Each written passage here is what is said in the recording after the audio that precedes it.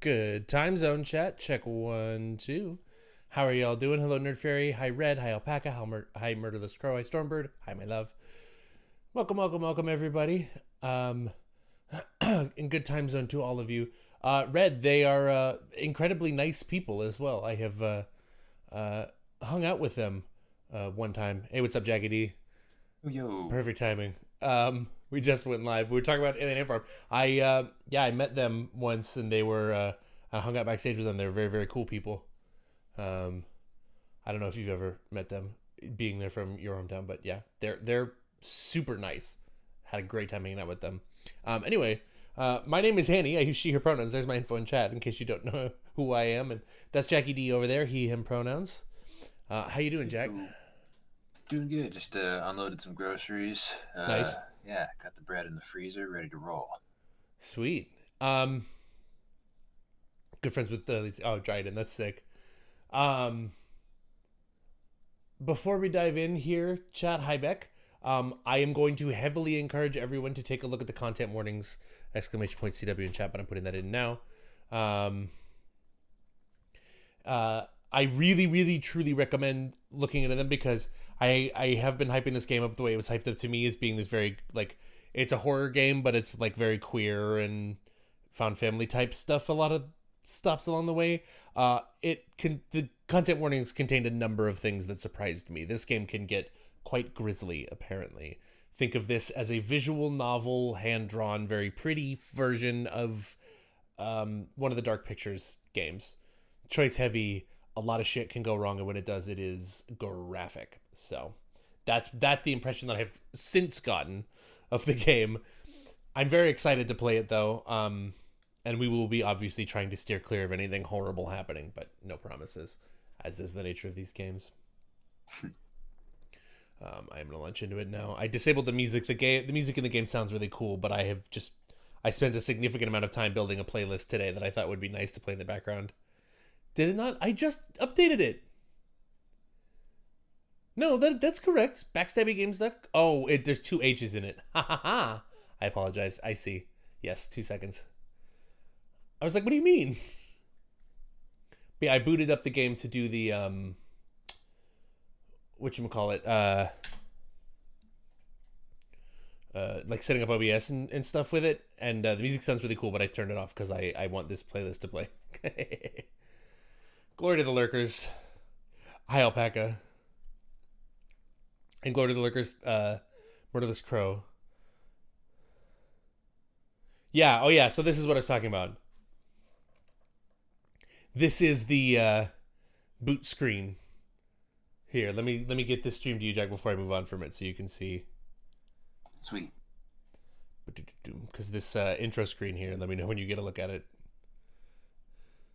They're pretty direct.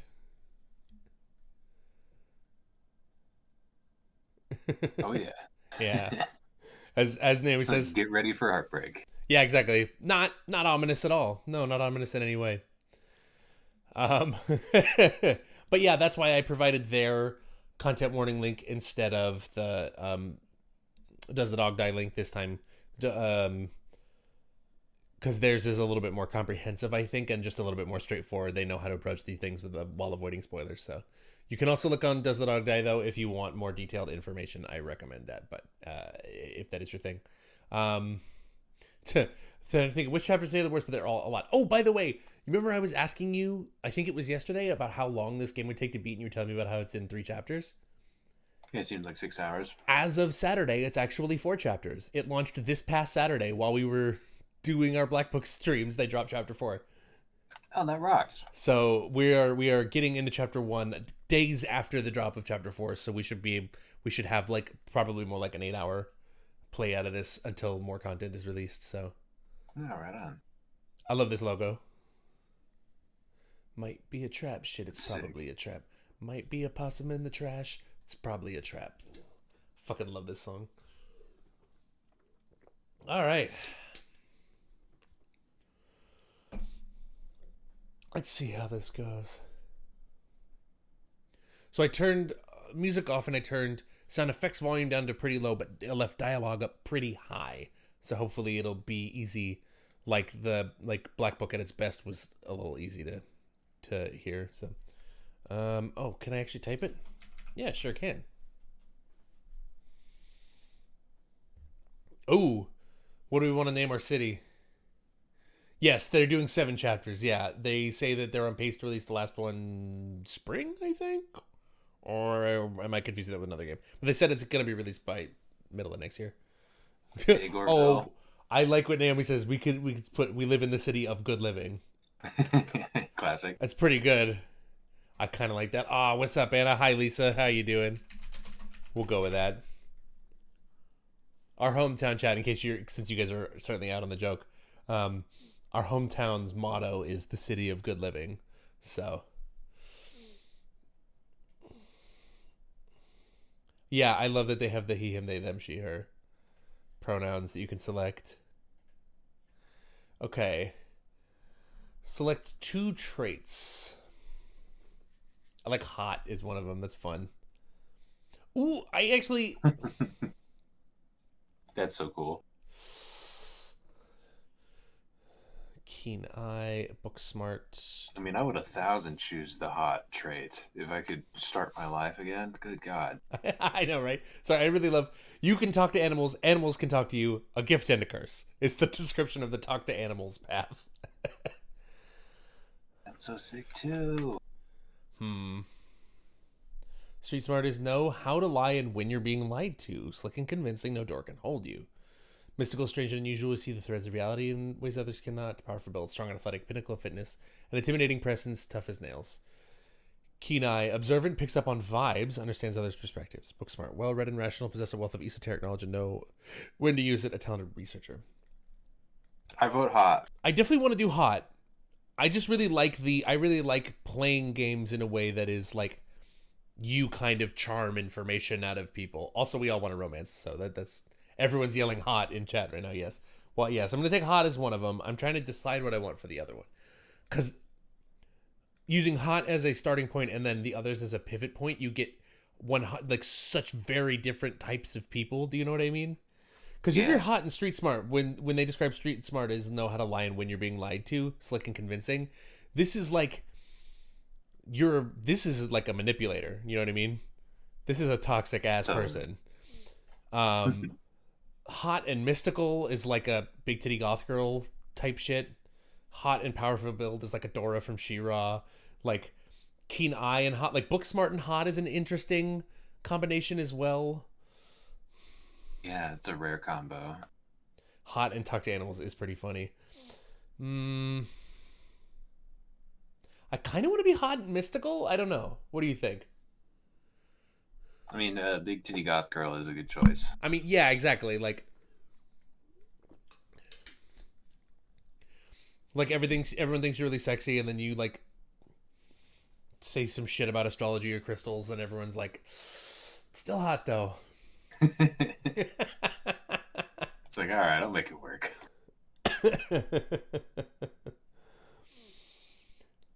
Yeah, everyone's saying big titty goth girl. We'll do it. Yay. Hot and mystical.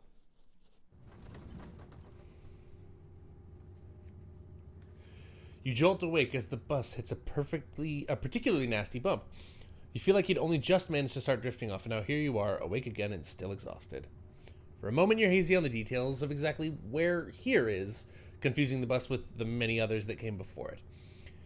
But as your mind continues to reassert its existence in the waking world, the past few days come back into focus. The long-lost cousin, the bad news, 26 hours of bus rides with countless late-night stops and seedy depots that felt unsafe even in the middle of the day. You wouldn't normally find yourself traveling like this, but your cousin bought the tickets. The funeral of Pearl Scarlet, your cousin's mother and your aunt, seemed like something you shouldn't ignore, even considering your own late mother's rocky relationship with this side of the family. Mystical.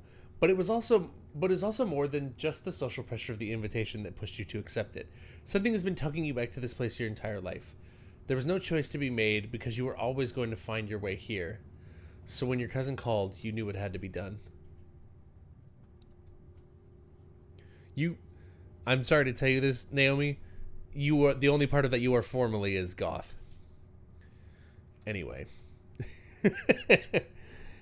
And now, at the end of your long journeys in sight, you're almost in Scarlet Hollow. So, anyway, as I was saying... Oh, God. Oh, no. He's still here. He's been sitting next to you for the past 5 hours, talking at you without pause. You're not sure he even stopped when you started to doze off. At first, you thought he was just being friendly, but that was several hours of one-sided conversation ago. I love this shirt, by the way. I want to, yeah. I want to, yeah. I was up in Maryland looking for work, but mostly messing around because I was a dumb teen. Me and my buddies were doing our usual prank stuff, you know, pushing joggers into the harbor, that sort of thing.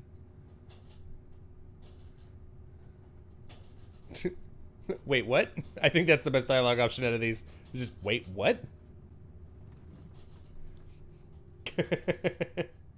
Yeah, you know, teen stuff. So this girl comes up to us, swinging her purse, yelling about how she's gonna call the cops or whatever. It was hilarious. She actually hit my friend, and he said it hurt a lot, so I guess she really was mad and not just playing. But she kept swinging, and soon enough, she lost her balance and fell into the harbor all on her own. We didn't even have to push her. We had a good laugh and fished her out, and her phone got soaked, so she couldn't call the cops on us. We wound up hanging out all day. She kind of became my girlfriend after that, and we've been on and off for about a year, so it's pretty serious. Well, it's kind of romantic. Yeah, Nerd Fairy, exactly. It's like, God, why is my character not wearing headphones? Johnny Sims should do a statement about Dude Bros. Yes.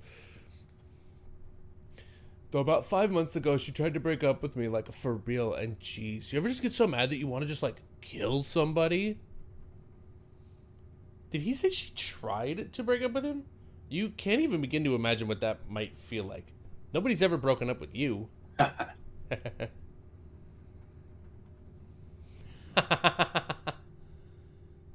What is wrong with you? I love the... I know part of me wants to just get him to go away. Yeah. But like... I feel like I have to say, what's wrong with you? Why are you telling me this? I have never felt that way about another person, and I find it alarming that you have. You're young. You'll get it when somebody tries to break your heart one day. It changes a person. Makes them think things they never thought they could. I honestly could have killed that woman. Anyway, she's giving birth to her son right now, so I'm trying to get up to Virginia to be there for it. But I don't know if I'm, like, into that stuff. So I might just wind up on a bus to New York or something instead. I've always wanted to go there. I'm not saying a single fucking word back to that. This guy is... a lot. You sit, awash in horror, but doing your best to keep a neutral face as this man admits he's thought about murdering the soon-to-be mother of his child. A child whose birth he is currently missing and considering ditching to go have fun in New York. Anyways, where did you say you were headed? I like mystical. I'm gonna exploit the mystical dialogue option on these. Yeah, they really dropped us into into the frying oil with the dude bro stuff, Keck. Welcome in. I'm coming home. My mother fled this place many years ago, but she's gone now. And I could feel it calling me back. Sorry, I'll drop the stupid voice. I could feel it calling me back. Some things can only be put off for so long. The young man anxiously shifts in his seat. For one perceptible moment, it's his turn to feel uncomfortable, before he catches himself and heartily laughs. Oh, you must be talking about Scarlet Hollow, right? Or the Holler, as they call it in the mountains. That's the only other stop until this bus turns around, so if you aren't getting off at my stop, you must be headed up that way. Almost nobody ever goes there. I'm usually alone on the bus by now, though, actually. I had a couple of buddies who went up there to go work in the mine. There's a coal mine up in the Holler, you see. There's always a job listing or two on the boards around here. I've never wanted to do that kind of thing myself. Like, I like my lungs the way they are, thanks. But my buddies got desperate enough to try it. Oy.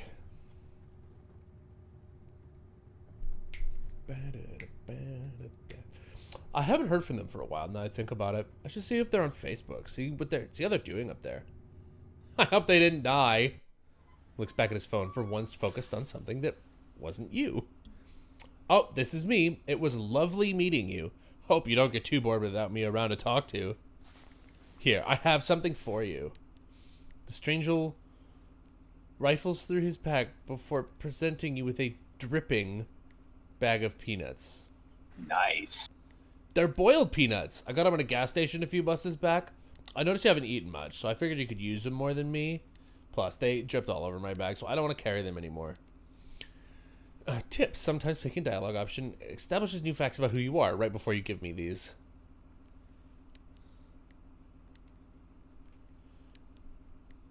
No thanks. You put your hand up to say no. I'm not really hungry. There's still a good 45 minutes left in your journey, pal, assuming nothing goes wrong. Best to have them on hand. The young man sets the peanuts down on the empty seat next to him. The juices dribble out through the bottom of the bag and on to the upholstery, instantly soaking it in peanut brine. This is disgusting. Yeah.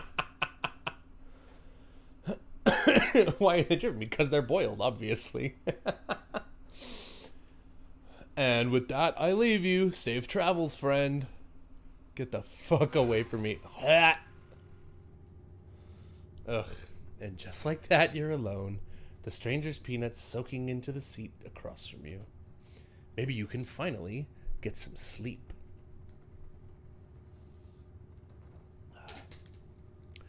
Next stop, Scarlet Hollow. End of the line. Almost there.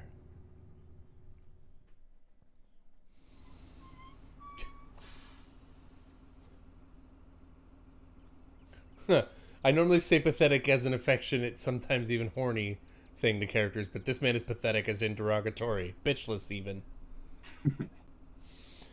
The bus finally comes to a stop. Its brakes squealing as it deposits you in front of the Scarlet Hollow bus station. The sign at least reads bus station, but calling it that feels disingenuous. At best, it's a kiosk. Though, for a small town like this, you're amazed there's so much as a road, let alone a bus that drives on it every week. The driver quickly shuts the doors behind you and starts the engine, kicking up dust clouds as he pulls away, eager to leave you and this place behind.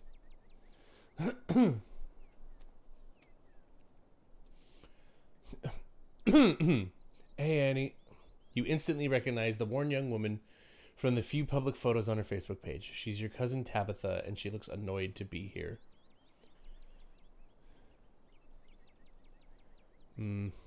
Flash that grin. No. I was going to give her the condolences. I'm so sorry for your loss, Tabitha. Yes, great. Thank you. Let's get back to the estate. I don't want to spend any more time down here than I have to. Her name is Tabitha. Your cousin turns and motions to an old BMW parked near the bus kiosk. You follow her, clambering into the dusty relic. Sometimes angry, sometimes hurting. It doesn't take much driving before the only signs of civilization are the car you're in and the road you're on. Tabitha maintains an icy silence as she focuses on the road. By the way, I think from here on out, Jack, now that I'm understanding how this is starting to go, you should take all the male voices and I'll take all the female characters' voices. I think it's probably easier. Tip: dialogue options that the explorer can usually be taken without advancing the story. This can impact relationships and unlock story paths. Choose one. Okay.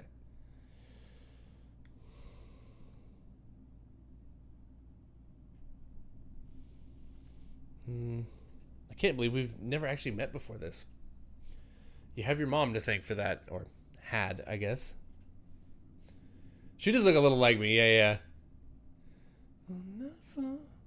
Oh, this plastic bed. You can feel the same careless cruelty in Tabitha's words that your mother would use when she talked about Pearl Ann and the old Scarlets. The wound that tore your family apart runs deep enough that it bled through the generations.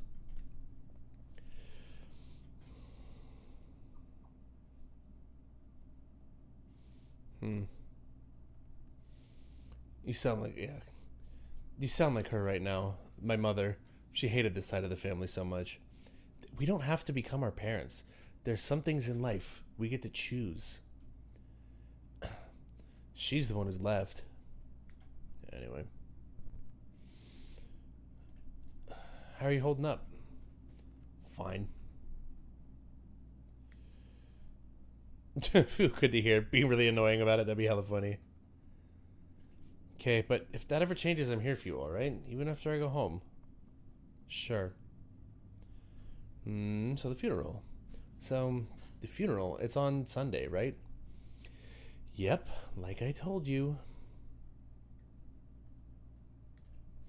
Have you worked out all the details yet?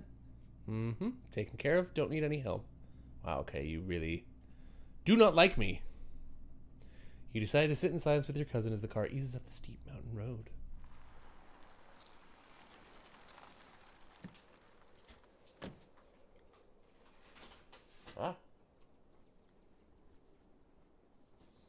Sorry, of course I stuffed a chicken nugget in my mouth right then. Nug City. That was surprisingly on key with a song that you can't hear.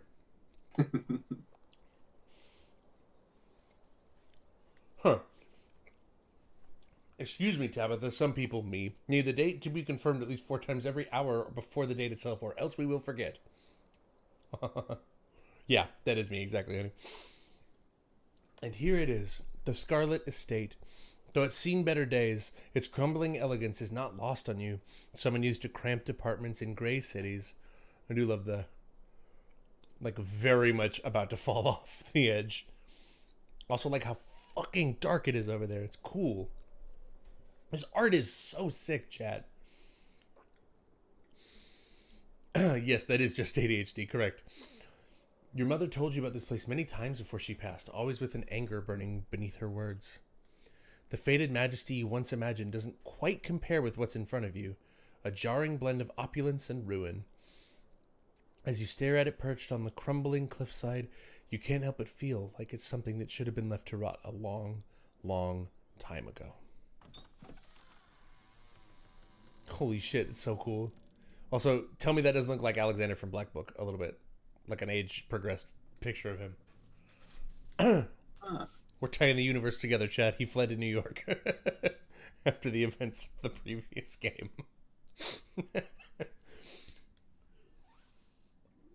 When the Communist Revolution came, he fled Russia and wound up in New York. You're hit with a blast of dusty air as you step across the threshold into the foyer. Everything in this room has been here for much longer than you've been alive. Each object cemented in place with layers of dust and cobwebs. You can hear doors creak on their hinges and the aches and moans of ancient floorboards as the house itself sways in the wind. Welcome to our family's humble estate. Unfortunately, due to the current state of the house, only a few rooms will be safely accessible during your stay. I wouldn't go wandering anywhere else if you value your limbs. The floors have been known to give out. If you know what's good for you, you'll stick to your room, your bathroom, and the kitchen. And hallways, I guess. But only the hallways you need to use to get to those places. I'll show you around so you know where it's safe to walk. You can leave your bags here for the time being. Oh, do we have a naked dog in the other room? Fantastic. Okay. Naked dog. It's beautiful. Lie. It's beautiful. Just be like, cool, thanks. Shall we begin our tour? Follow me. You put your bags down and follow Tabitha through the long, dusty hallway. She delicately steps over holes and tears on the floor, and you do your best to trace her steps. Kitchen. On Wednesdays, a woman from town comes in and does the cleaning. Her name is Janie. I wouldn't recommend socializing with her. She'll talk your ear off. If you need any food, there's fixings for peanut butter and jelly. As Tabitha speaks, your eyes are drawn to the windows and the overgrown garden outside. Dread and anxiety grip your lungs, and you can almost feel the ground beneath you start to slip. This place is a step away from being swallowed up and vanishing forever. Don't touch my mac and cheese or my ice cream. Those are off limits. Oh, and you can also access the garden through here, but it's pretty wild, so I wouldn't if I were you. Tip: some explore options prevent you from taking others. Choose carefully. Someone cleans this place. You said someone actually cleans this place? Have you ever seen this happen, or did they say they do and leave? It's so nice. It's nice. It's perfect. Awesome love PBJ. So I'll do the mystical thing. I'll do the... Which mystical one, though? The second one's a little less Yeah. insulting. I that's a good point, yeah. That's true, chat. Hashtag free olive has now come to pass. She is naked. Alright. I can feel the weight of the world pulling down on this place, as if the entire estate is a step away from crumbling to dust. She does not like me. Okay, geez, I get it. You think it's messy. I'll tell Janie to be more thorough this week. But you should know there's only so much anyone can do with a country house this old. It's always going to be a little grimy and worn, unlike your sleek city apartments. Ooh, you don't know what a city apartment is like at all. If a little dirt bothers you, you're going to have a rough time this week. Oh my god. All right, if there's somewhere in town to buy food. I might want to eat something other than a PB&J this week. Is there somewhere in town we can get groceries? Well, aren't you fancy? Yeah, there's a general store. There's also a diner. I usually order my food in bulk online, though, so I wouldn't be going with you. Sweet, thanks. Yeah, cool. Good talk. 'Cause she's kind of a bitch, though. You know what I mean? Yeah. All right, what's next? Bathroom, follow me. One thing I like about this game is I don't know about you guys, but I don't feel the need to explore every single dialogue option at any given point. Mostly I'm just literally, this is how I would speak to this person in this situation, and if it's not something that either is I feel interesting to the story or something that fits like the personality I want to play as, I can just skip it and I don't feel like, you know what I mean? Because I know that choosing some of them would change the way the game works. So I actually feel pressured, if anything, to select fewer of them, to just do the ones I really want. You know what I mean? Also, yes, I do love the cat in the background. Look at that fucking face. Real quick, while they walk down the hall to the bathroom before I read this one out, I did want to ask you, Jack, and I thought we'd have... Great, it's been hours since I've gone. I thought we'd have a little more non-dialogue time in this, maybe later on in it. But I did want to ask, did you watch the end of the football game that was just on? Yeah, Tommy B pulling it off. Bro, so this is literally what happened. Okay, so chat, Monday Night Football ended like about 45 minutes ago, a little more than, about closer to an hour. I was in the drive-thru getting dinner for Naomi and I. And I was like, oh my god, I forgot Monday Night Football was on. So I pulled up my phone just to check if it was still going, because it was right around the time the game was supposed to end. And one of my fantasy opponents had Tom Brady in. And I had already very clearly won this, Tom Brady, you know. But basically what I saw was there was 8 seconds left in the half. Buccaneers had the ball in the red zone, so within scoring distance of the touchdown. And they were down by 6 points. And I was like, oh my god. So my opponent can't even win here, but I want to know what's going to happen. So I flipped satellite radio on. And as I did that, the scores updated to show that Tom Brady had scored a touchdown right there at the very end. But not only that, the final score of the game was 17-16, and literally 2 minutes of game time before I turned the game on, it was 16-3.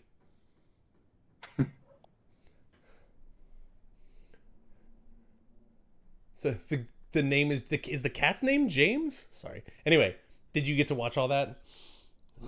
Yeah. Yeah, I had it on my second monitor while I was farting around on Deus Ex. Nice. I was hoping for Chris Godwin to score just a little less than he did. Oof.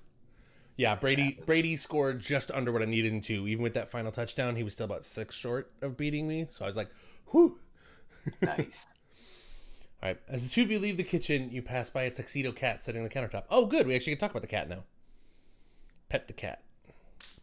Oh, shit. Before following your cousin down the hall, you decide to pet the cat. She bites you hard and hisses violently. Tabitha sighs. As you've now learned, you should not pet Frou Frou.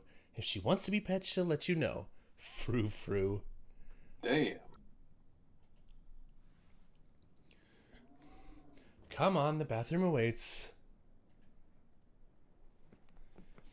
You once again follow Tabitha through a long, dusty hallway. Maybe after a few nights it'll get easier to navigate these spaces, but for the time being you feel lucky not to have fallen through the floors.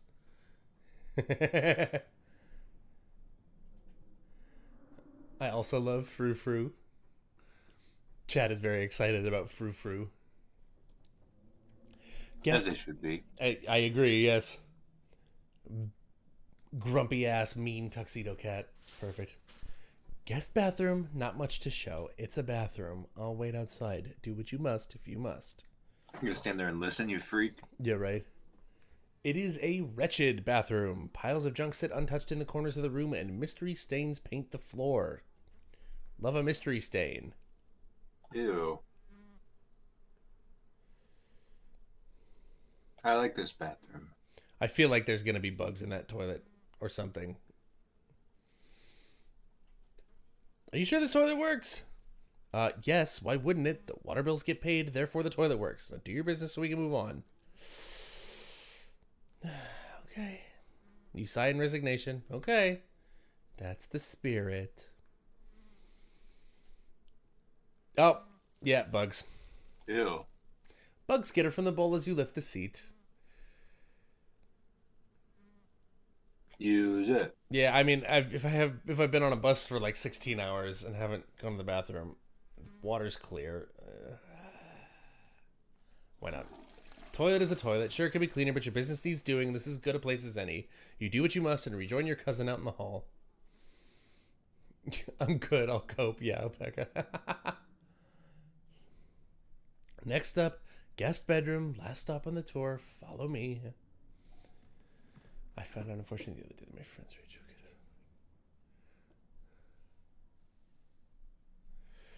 You and Tabitha briefly return to the foyer before climbing the stairs and reaching the guest room. I can see the resemblance. The room smells old. Dust, mildew, wood rot, it has it all. A week of sleeping in this place might give you permanent lung damage. This is where you'll be staying. The linens are fresh. I had Jenny wash them last week. I had to endure a half-hour rant about her kid to get her to do it, so you better be grateful. An unmistakable stain coats this room. Someone has died here. No, people have died in here. The closet's full of old family stuff, so you can't hang your clothes up, but you can use the dresser. It should be empty.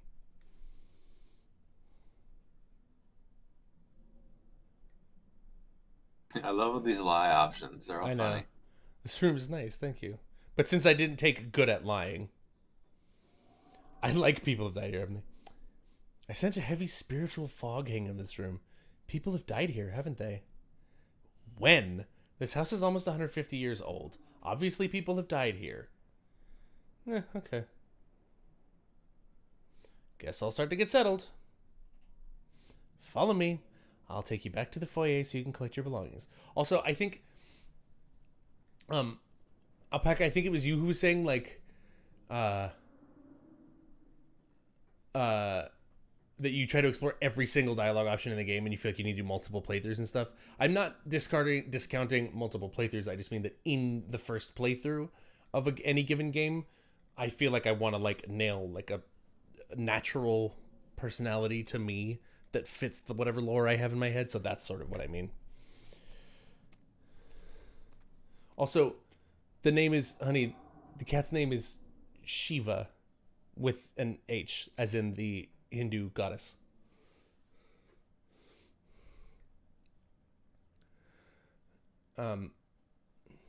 This concludes our tour. I'm afraid I must return to my duties, so you'll have to entertain yourself for the rest of the day. Don't expect to see much of me. Some dialogue options are open. Additional conversation pass, some right away, others down the line. Is it cool if I bring someone over this week? That's so funny. I might go for that one. Where are you going? What am I supposed to do while you're gone? Sure you can't take the day off. Did I do something wrong? Why are you searching me? Are you sure you're okay? All right, I'm definitely going to ask about bringing somebody over. First hot when I explored. Hey, so is it cool if I bring someone over at some point this week? Dude, if they spell it without the H, I would be shocked, honey. I've always thought it was S-H-I-V-A.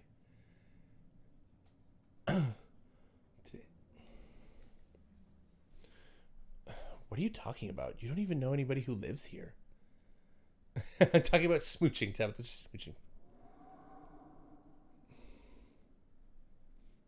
If so, I'm talking so much smooch post. I'm here for a week. Plenty of time for meet cute. If you're not around, I want to go make friends. Yeah. If you're not going to be around, I'm going to go make friends. Make friends all you want, Annie. Just don't bring them here. Is that really so much to ask? No. Okay, fair enough. Did I do something wrong? I'm more like, why are you being such a jerk to me? Because at some point it's just like, all right, look, we got to live in the same house together for a week. What's the fucking deal? Can we not? Yeah. Can we not pussyfoot around it up front? Yeah. Why are you being such a jerk to me? You asked me to come to this funeral, but since the moment I got here, you've been acting like I spat in your coffee. What's going on? Is it something I said? Okay, I'm sorry I've been testy since you've gotten here. You've been fine. I'm just under a lot of pressure right now. See, that makes sense. Please just stay out of my hair until later, okay? I have work to do. Hey, fair enough. Yeah, there you go. You decided to let Tabitha leave for work. Yeah, that pretty much breached the subject the way I wanted to, which is her going, you know what, you're right. I'm being a dick. I'm under a lot of pressure. I'm sorry. I will be testy for the week. Just try and stay out of my hair. That's a good enough answer to me. You know what I mean? Yeah. Because, yeah, mostly I just needed you to acknowledge that you were being testy, and then we can leave it alone. Your mom died. I get it. You're not in a great headspace. Are we all set then? I'll see you tonight. Your cousin leaves through the front door. And now it's just you and this sprawling, decrepit estate. PB&J sounds great right now.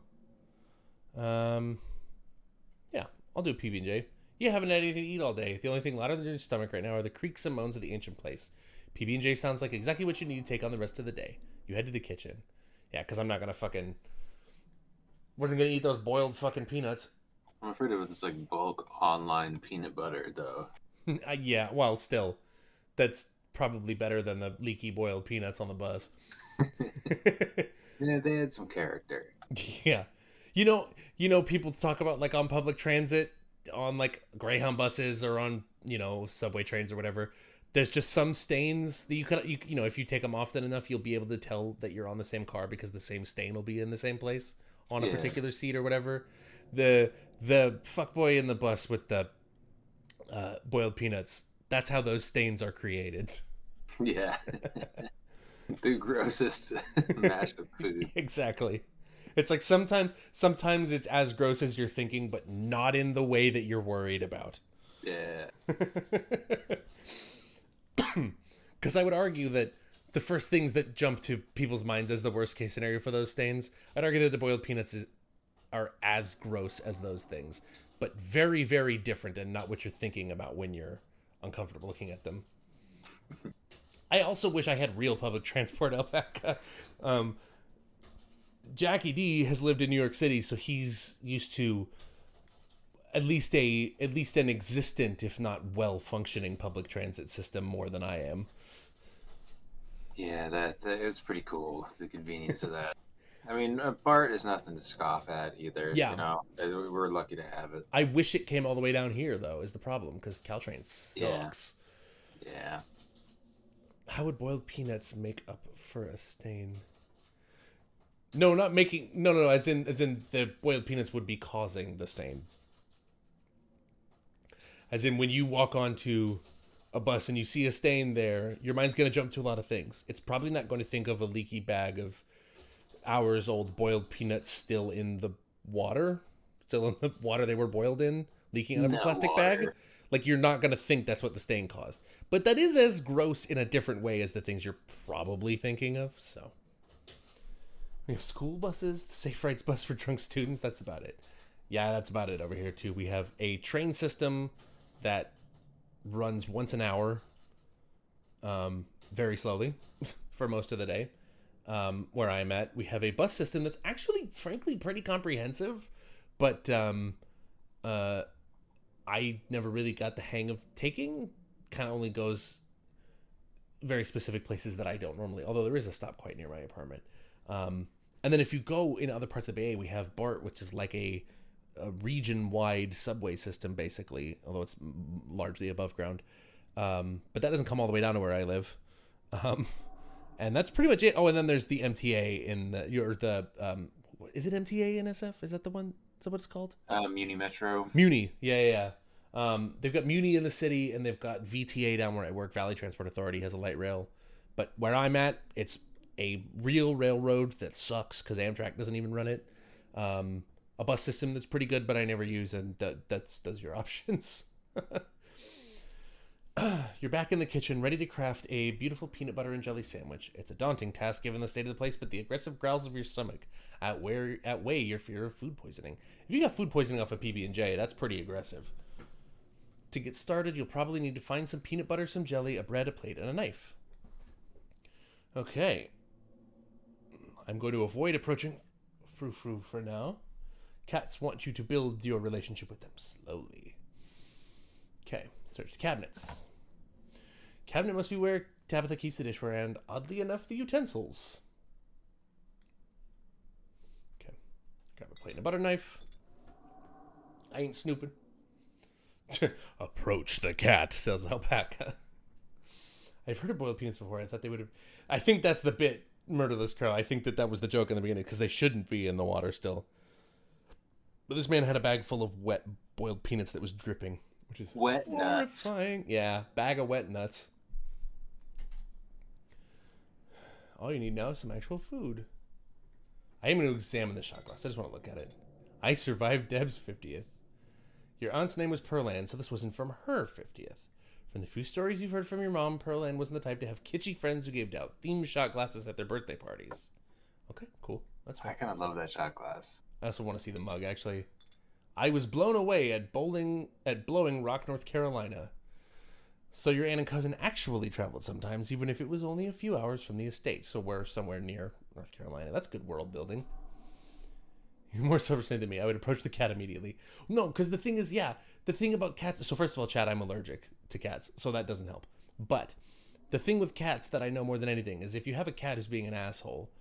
You do need to be persistent in trying to build a relationship, but the way that you build a relationship with a cat who doesn't like you up front is exist in the same space as it without acknowledging it in any way, shape, or form.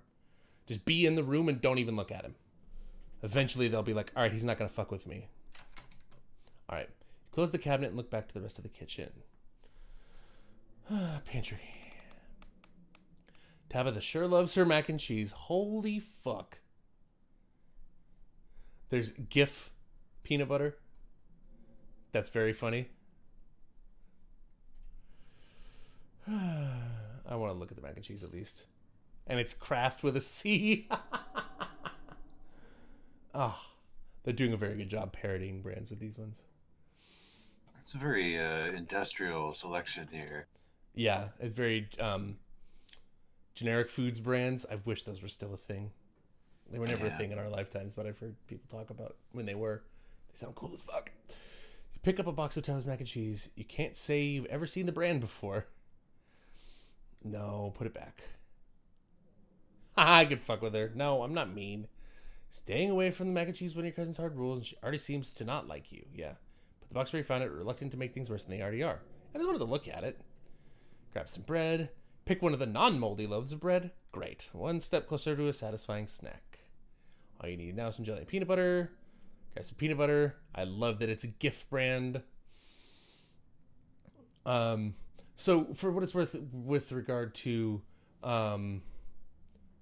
my like cat allergy, the thing is that like, as long as I take allergy meds soon after or soon before, just like around the time I'm interacting with the cat, I'm generally fine. I just have to then wash all of my clothes the first chance I get and take a shower, but it's not a dangerous allergy. Hey.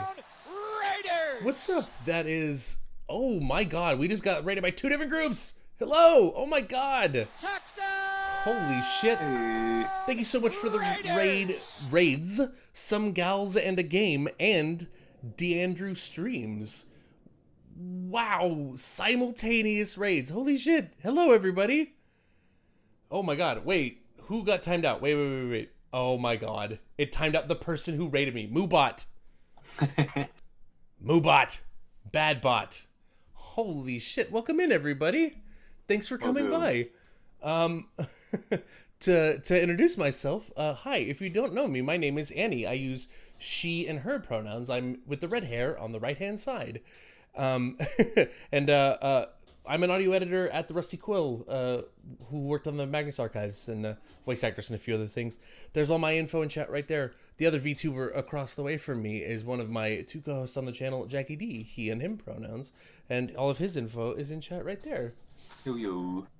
So, wow, welcome in, guys. Can I ask what brought you over here? I should probably, yes. Thank you for the follow, Connie Nichols. Welcome in.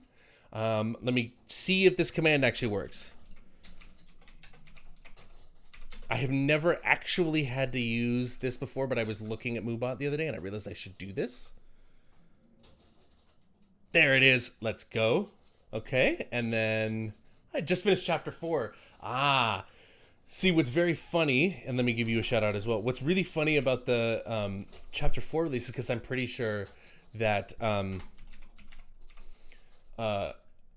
most people who are streaming it right now are streaming it because chapter 4 just dropped. But I've been planning to stream this game for a while, just as soon as I finished my previous game, and I happened to finish my previous game last night, unaware that chapter 4 was dropping on Saturday.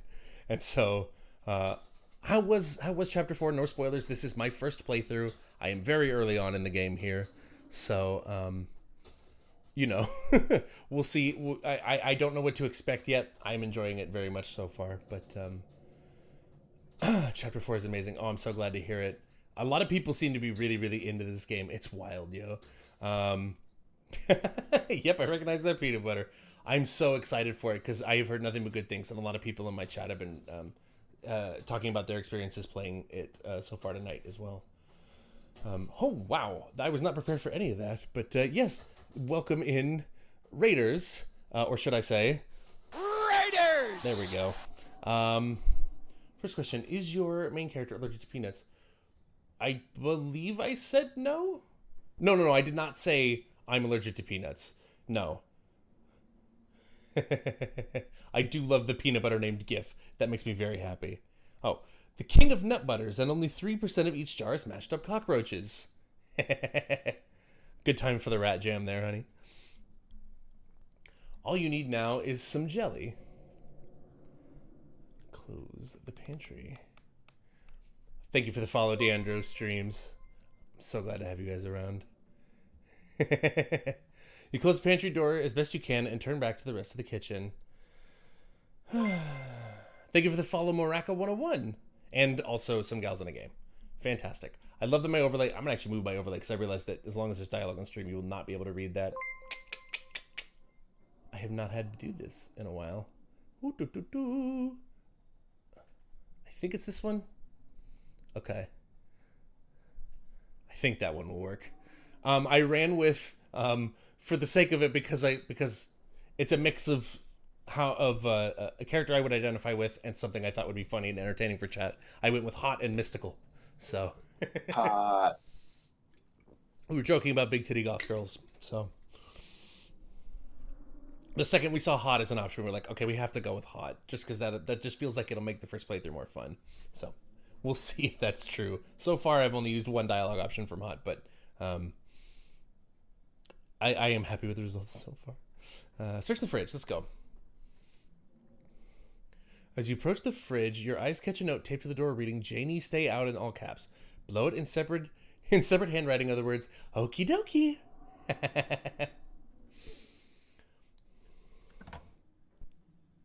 I will say this, Anna, I liked Hot and Animal Talker as an idea. The reason I didn't want to go with Animal Talker on my first playthrough is because when I was looking at content warnings, I didn't get any specific spoilers, but by my understanding, it's a very significantly different experience at some specific parts of the game when you take Animal Talker in a way that, like, I want to do for a later playthrough, potentially. Oh, you win Hot and Animal Talker. Hell yeah. That's perfect. Were you guys streaming together, by the way? I should ask. I assume so because you guys both came in, D'Andrew and some gals. I assume because you guys came in with a raid at the same time you were playing together, but changes the game so much, but we love it. Yeah, exactly. So that might be a thing I do on another play later on. You open the fridge. You already feel a deep urge to wash your hands, even though you have yet to touch anything other than the handle. Seminole. Oh, Jesus. Why did you do that? What were you expecting? This takeout container is disgusting beyond words with liquefied mess wholly congealed in its styrofoam shell. You can't even tell what it used to be. The substance doesn't just smell bad, it smells ancient. Oh my God. Why is that an option? Eat it. Eat it. Your body reacts before you even register what you're doing, compelled by a deep primal disgust. You shove the container back in the fridge, pushing it into the depths of the shelves and out of your mind. Hopefully you can forget it exists and move on with your life.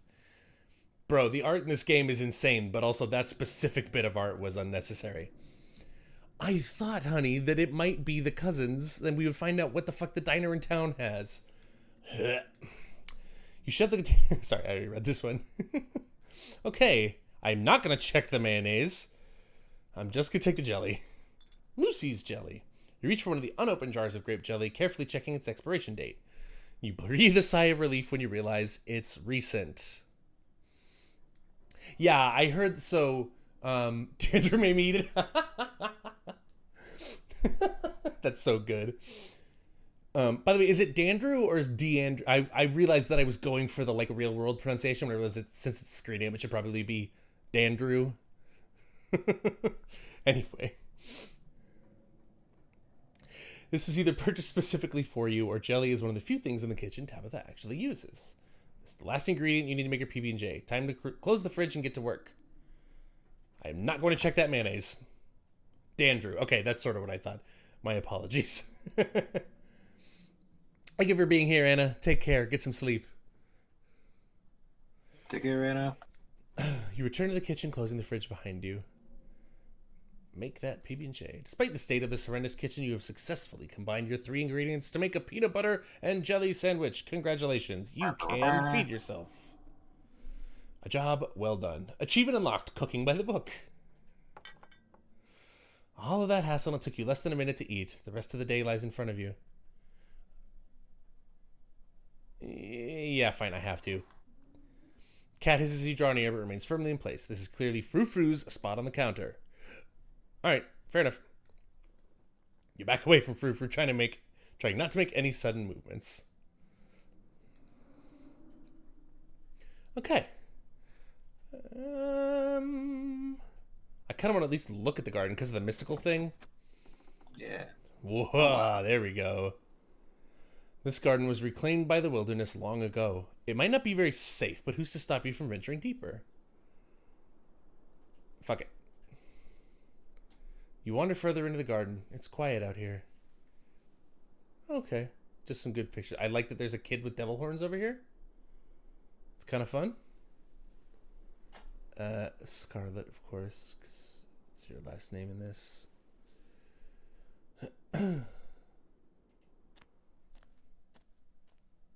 Okay, head back inside and close the door behind you. I am done here. Congratulations, you've eaten and have a full day ahead of you. What do you want to do next? Settle into my room. Now that you've finally eaten, the aches and pains of your journey have started to sink deep into your bones. You stumble up the stairs to your room, suitcase in tow, eager to unwind before you face the rest of the day.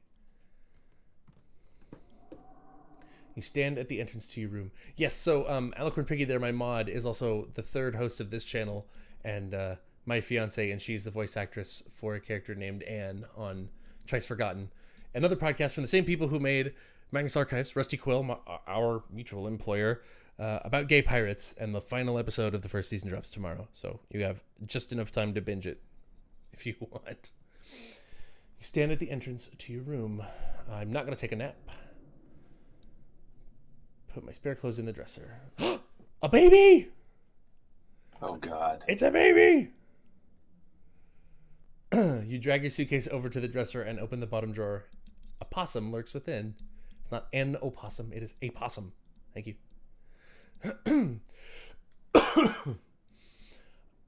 It is quiet but angry. Yes, that's what they do. They just open their mouths and go, don't really make any noise. Oh, pardon me. You gently close the door, leaving the marsupial in peace. This drawer belongs to the possum, and there's nothing you can do about it. You open the top drawer next. It's empty. As good a place as you'll find to put your clothes.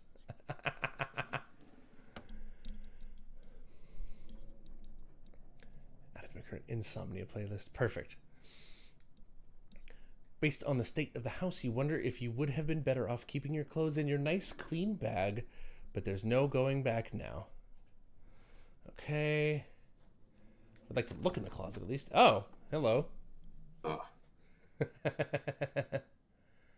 You could just pick up the possum, especially if you grabbed it by the tail. It would just be like that same screaming mouth as you waved it through the air and eventually outside. You can see why your cousin said you should put your clothes in the dresser instead of this closet. There must be decades of family history stacked up in here. I'm gonna go ahead and leave the doll be. I'm a little, yeah, some things are best left untouched. Exactly. Close the closet behind you.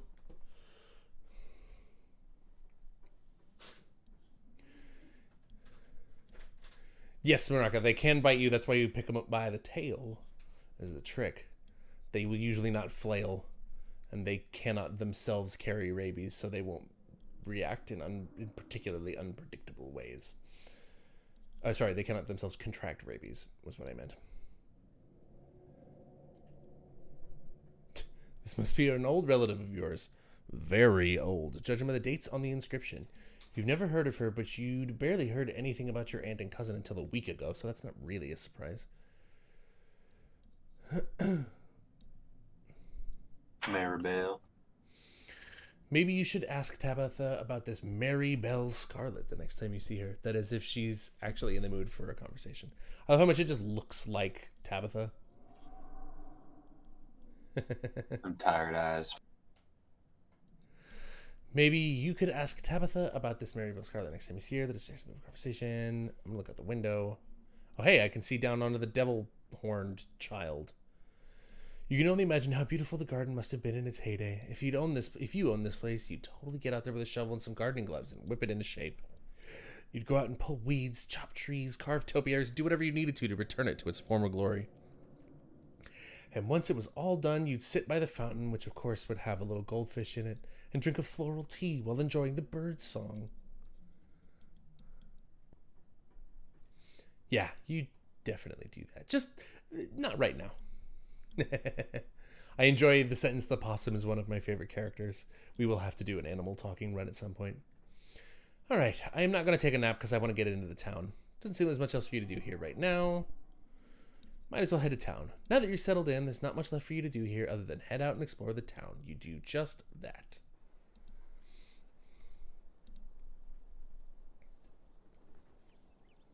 Like I said, we will definitely have to do an animal speaking run at some point, I think. I just didn't want it on the first run.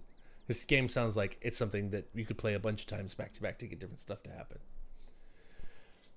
If you'd have known you'd wind up having to walk all the way back to town, you probably would have just asked Tabitha to leave you at the bus stop, especially with how unhappy she seemed to see you. If only you could wipe the slate between the two of you clean and bury some of that tension. Though, maybe her mother's funeral isn't the best time for something like that.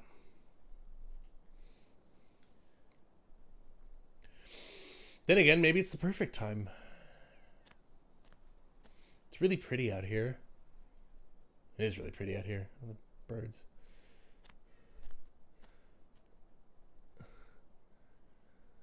No worries, Moraka. We always appreciate lurkers around here. Finally, you made it back to town. The holler, as the guys on the bus called it, has probably seen better days. It still has the feeling of an idyllic country town, but the sidewalks are cracked and many of the storefronts are boarded up, their windows dusty with age. A chill breeze sweeps down the lane and you shudder, suddenly feeling as if you're peering into a grave.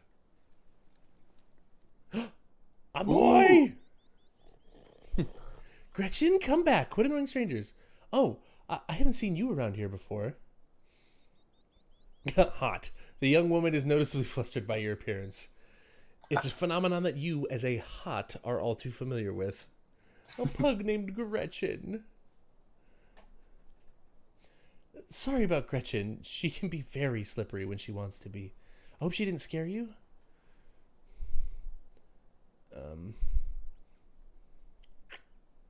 A pug? She's so cute. I love pugs. She's so cute. Thanks. She is cute. Sure, most of her teeth have fallen out and she's got a couple of weird growths, but for a 17-year-old pug, that's pretty good. Oh. She's 17? That's gotta be really old for a dog, right? It sure is. She's about 84 in dog years. I'm hoping she beats the current record holder and makes it to 19. Or, better yet, 20. The more time we get together, the better. Isn't that right, Gretch? How about I introduce myself so you won't be nervous? I'm Stella. It's not often I see a strange face up in the holler. Every now and then there's a new crop of coal folks, but you don't look dusty enough for that. You weren't in town for the funeral, are you? The Scarlet funeral? Hi, I'm Annie. You must be Tabby's cousin, right? That's the only person I could think of who would come to town for the funeral. How's she holding up?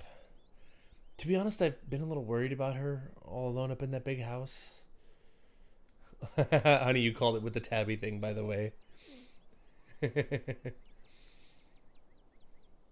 Oh my god, I'm not doing the mystical thing right now.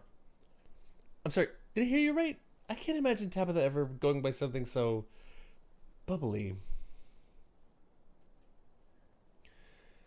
She did back when I knew her better. It's been a while. I hope she's okay. Do I want to do the... Yeah, why not? She's in conflict with herself. Whoever I met today isn't the real Tabitha. Why'd I go with mystical if I was going to say weird shit? You know what I mean? I hope you meant that metaphorically. To tell you the truth, she's always been a little rough around the edges, but most people don't really catch on to that. It'll probably be good for her now that you're staying there, even if she doesn't think so herself.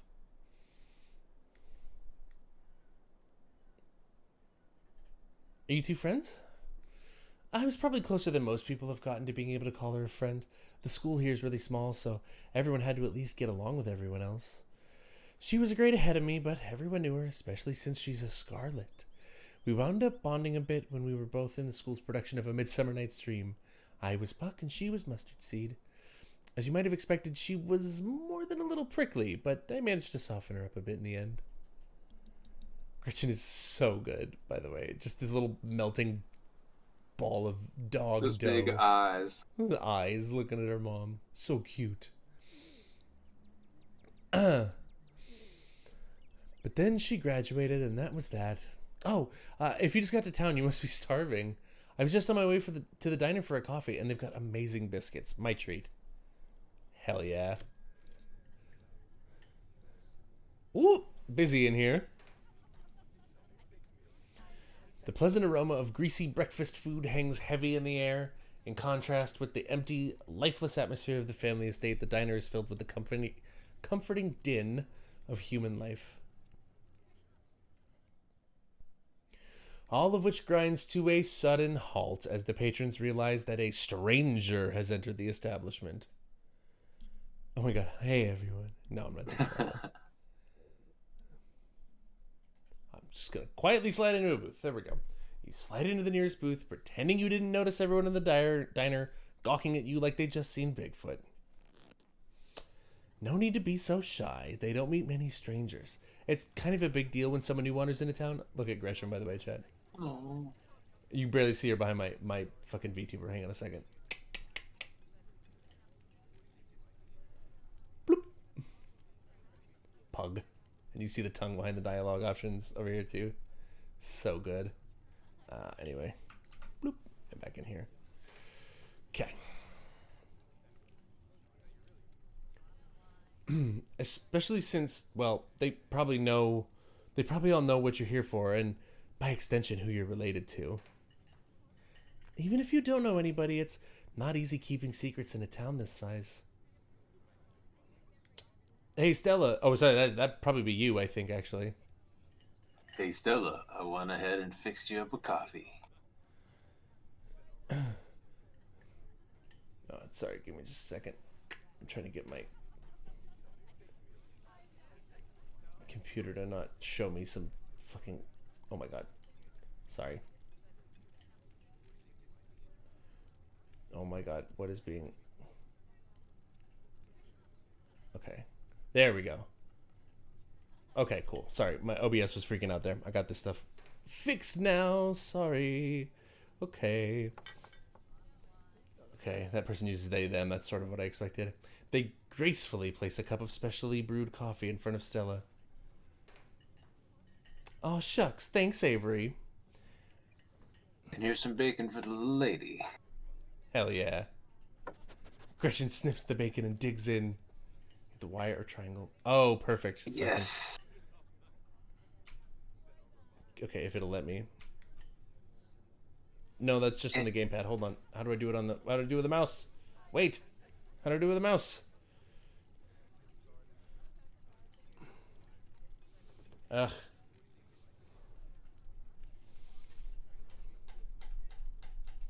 Keyboard is H. Thank you. It won't let me look at it for some reason. Bloop. There we go. Yay. Fucking fantastic. Oh my god. Yeah, they gave that the perfect timing. Alright. That's you. Sorry. Anything for you, darling.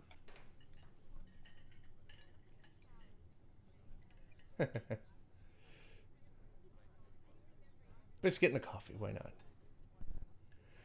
Could I have a biscuit and a coffee, please? I heard they were really good. Best in the county. Avery pours the fragrant brew into the empty mug in front of you. They linger after pouring your coffee, turning to you nervously. Oh, and I'm sorry for your loss. Before you have the chance to respond, they're gone. Glad you took my advice with the biscuit. You won't regret it. Anyways, the funeral's not till Sunday, right? That gives you quite a bit of time to slum around town. I'm trying to think if there are any cool events going on this week. There's always the reading adventure at the library, which is supposed to be for little kids, but I do it every month anyway. Oh, and I'm pretty sure Avery's throwing a party Saturday night, so that's a fun thing to look forward to. And there's the weekly Sunday potluck. That should be right after the funeral too, so it'll be a special occasion. Cool. Sounds neat. Maybe I'll check some of these things out. Anyway, those are all the big events I can think of. As for the day-to-day, any idea how you want to kill time for the rest of the week? Honestly, I have no clue. Well, you're in luck because you happen to run into the person who knows all the best stuff to do around here and has limitless time to show you around. My boss is pretty forgiving. Oh, wait, you probably wouldn't get that joke since we don't know each other that well. I'm self-employed, so I'm my own boss, so I'm forgiving myself. We did not do the Dead Mom Club thing, Moraka. No. That was the one of the only dialogue options I left very unexplored early on there because that was very yikes. I'm trying to be a slightly more diplomatic person, at least on this playthrough here. Like he's whispering in the background here. Get it. Yeah, I get it. Before Stella can finish, Avery returns, biscuit in tow. Hi, love.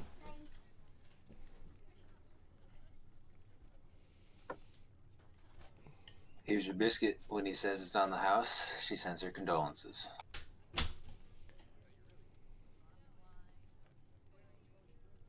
Oh, you didn't have to do that. It looks great. No worries. Hope you enjoy it. You pick up the biscuit. It's delicate and fluffy. It nearly crumbles at your touch. I love putting on a voice for the mystical ones.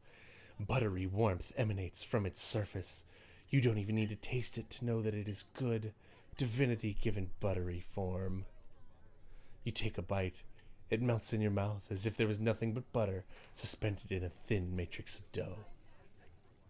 Expecting a cracker biscuit for coffee, not an English muffin type biscuit. No, this is an American biscuit.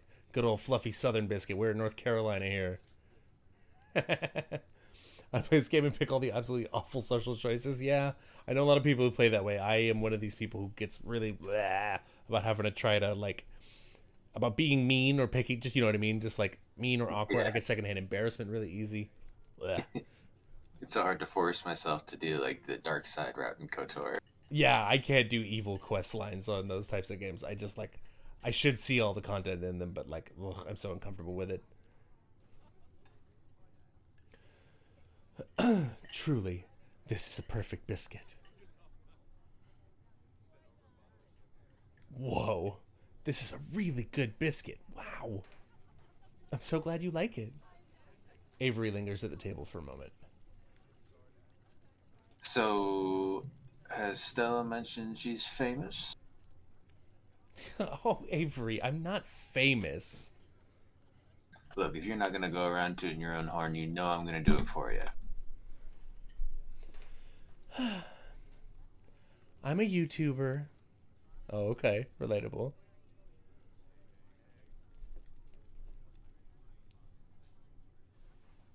You and everyone Oh my else. god.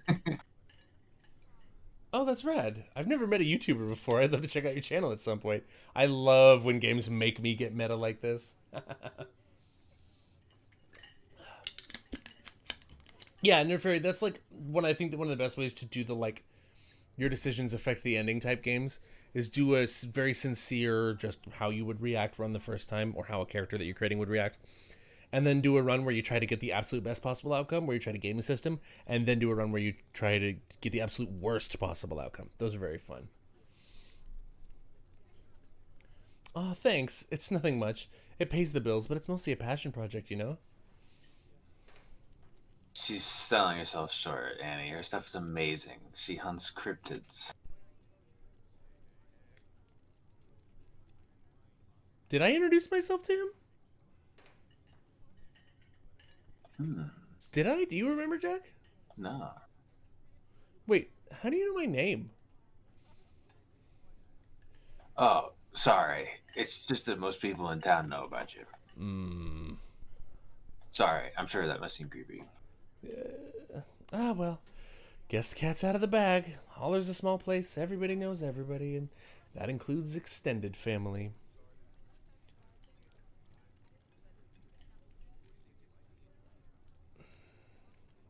I'm kind of between all three of these. You want to ask, you think? I wouldn't be able to help myself. Yeah. Oh, no. Who's been talking about me? I've never even met this side of the family. What would they even talk about? Your aunt must have been getting it from somewhere. She was always on about something you're up to. Oops, I'm sorry. I shouldn't have said anything. What matters is now people can meet the real you, so it doesn't matter what Pearland may or may not have said.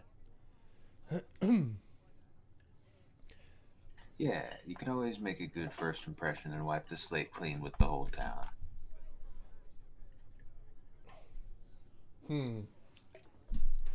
Yeah, I don't like wipe the slate clean. Yeah. You know what I mean? Oh, God, what was she saying about me? Jeez, look, I'm sorry I said anything. Hey, don't worry about it. Pearland was a gossip and would do this sort of thing with everyone. Spreading weird little rumors about folks was kind of her trademark. Anyways, weren't we in the middle of talking about Stella's illustrious YouTube career? I guess we were, weren't we? I think the best video to start with would be that river one. Not the lake, but the controversial one. Oh, yeah. The Catawba River Runner. I didn't expect much out of that footage at the time, but it wound up being my most popular video by far. So, the River Runner is a cryptid that's only known from a single sighting. Two Boy Scouts thought they saw something big and weird in the Catawba River, and that's all I had to go on. But then I wound up catching this on camera. She pulls out her phone and shows you a clip of something in a river. Sorry, I was like, Scared into Woods 3, Haunted Ice Cream Parlor, Lo-Fi Beats to Chill Study, hell yeah, with a raccoon doing the studying there. And it's Hidden Appalachia is her channel. From America in the South, so heart attack worthy food is like a warm hug. Yeah, fair enough. Some folks said it was a beaver, but if that was the case, it'd be at least twice the size of any beaver I've seen. I also had people saying it was a dog or even a capybara that must have escaped from a local wildlife sanctuary. Capybara? Can you leave the bathroom door, please? Thank you, honey.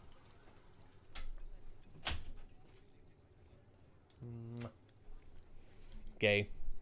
Lesbians! I'm still not sure what it was, and I'm the one who saw the thing with my own two eyes. Hmm.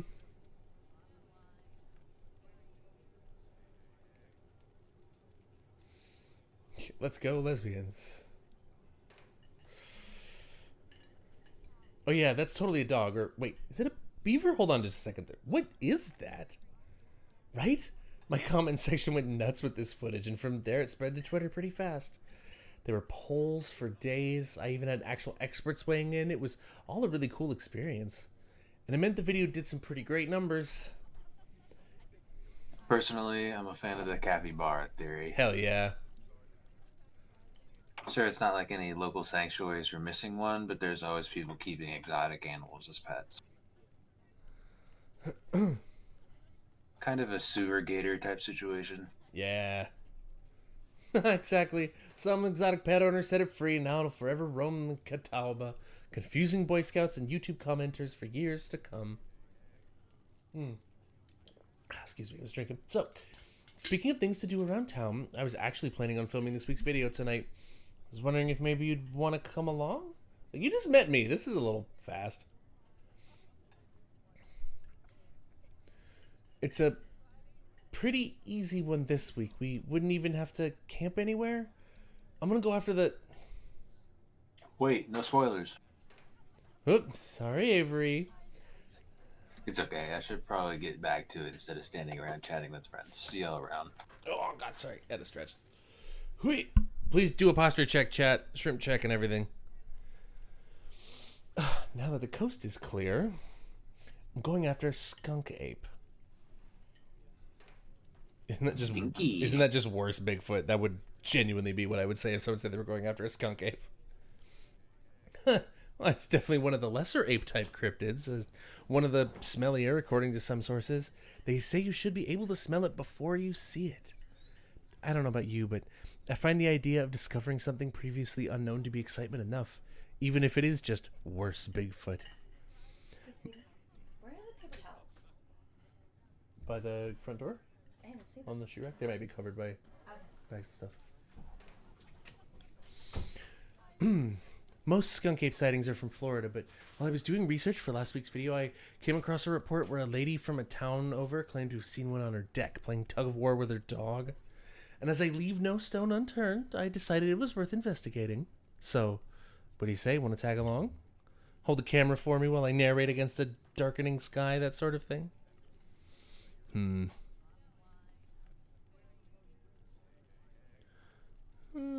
I'm definitely going with hot. It's a date. Sorry, that's cute as fuck. Hell yeah. It's a date. Cool. This is going to be a lot of fun. I actually started the channel with a couple buddies of mine back in middle school, but it's just been me and Gretchen for quite a while. Me and Kanika and Reese running around in the woods, flipping over rocks and bothering salamanders. Our videos were terrible, but we had a lot of fun. That's all that mattered to us.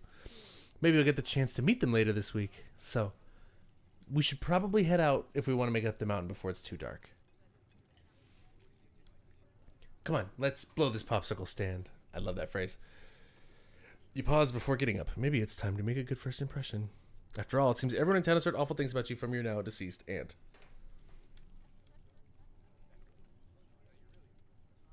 I'm gonna leave a tip. Oof. You reach in your pockets, about a single crumpled dollar bill and a quarter. As long as you don't get sick of peanut butter and jelly, your meals will be free while you're here. Share the wealth while you've got it, you think to yourself. I imagine we could talk to Gretchen. I respect the choices, but we'll think this of every animal we meet. Yes. You leave the money on the table and follow Stella out of the diner.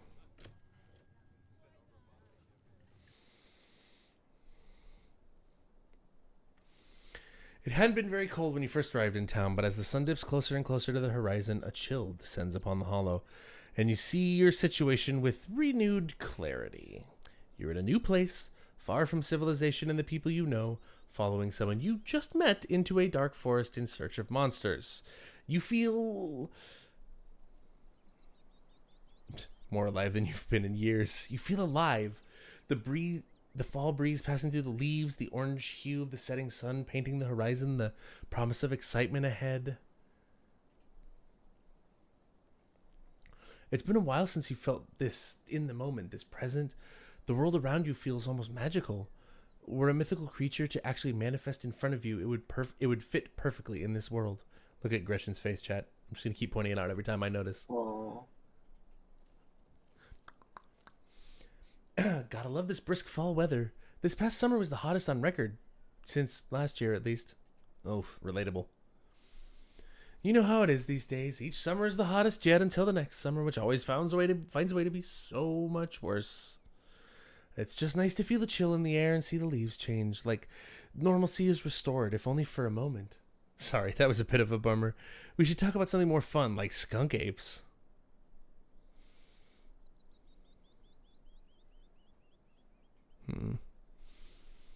Do you ever hunt for things that aren't cryptids? You know, like ghosts, demons, werewolves, that sort of thing?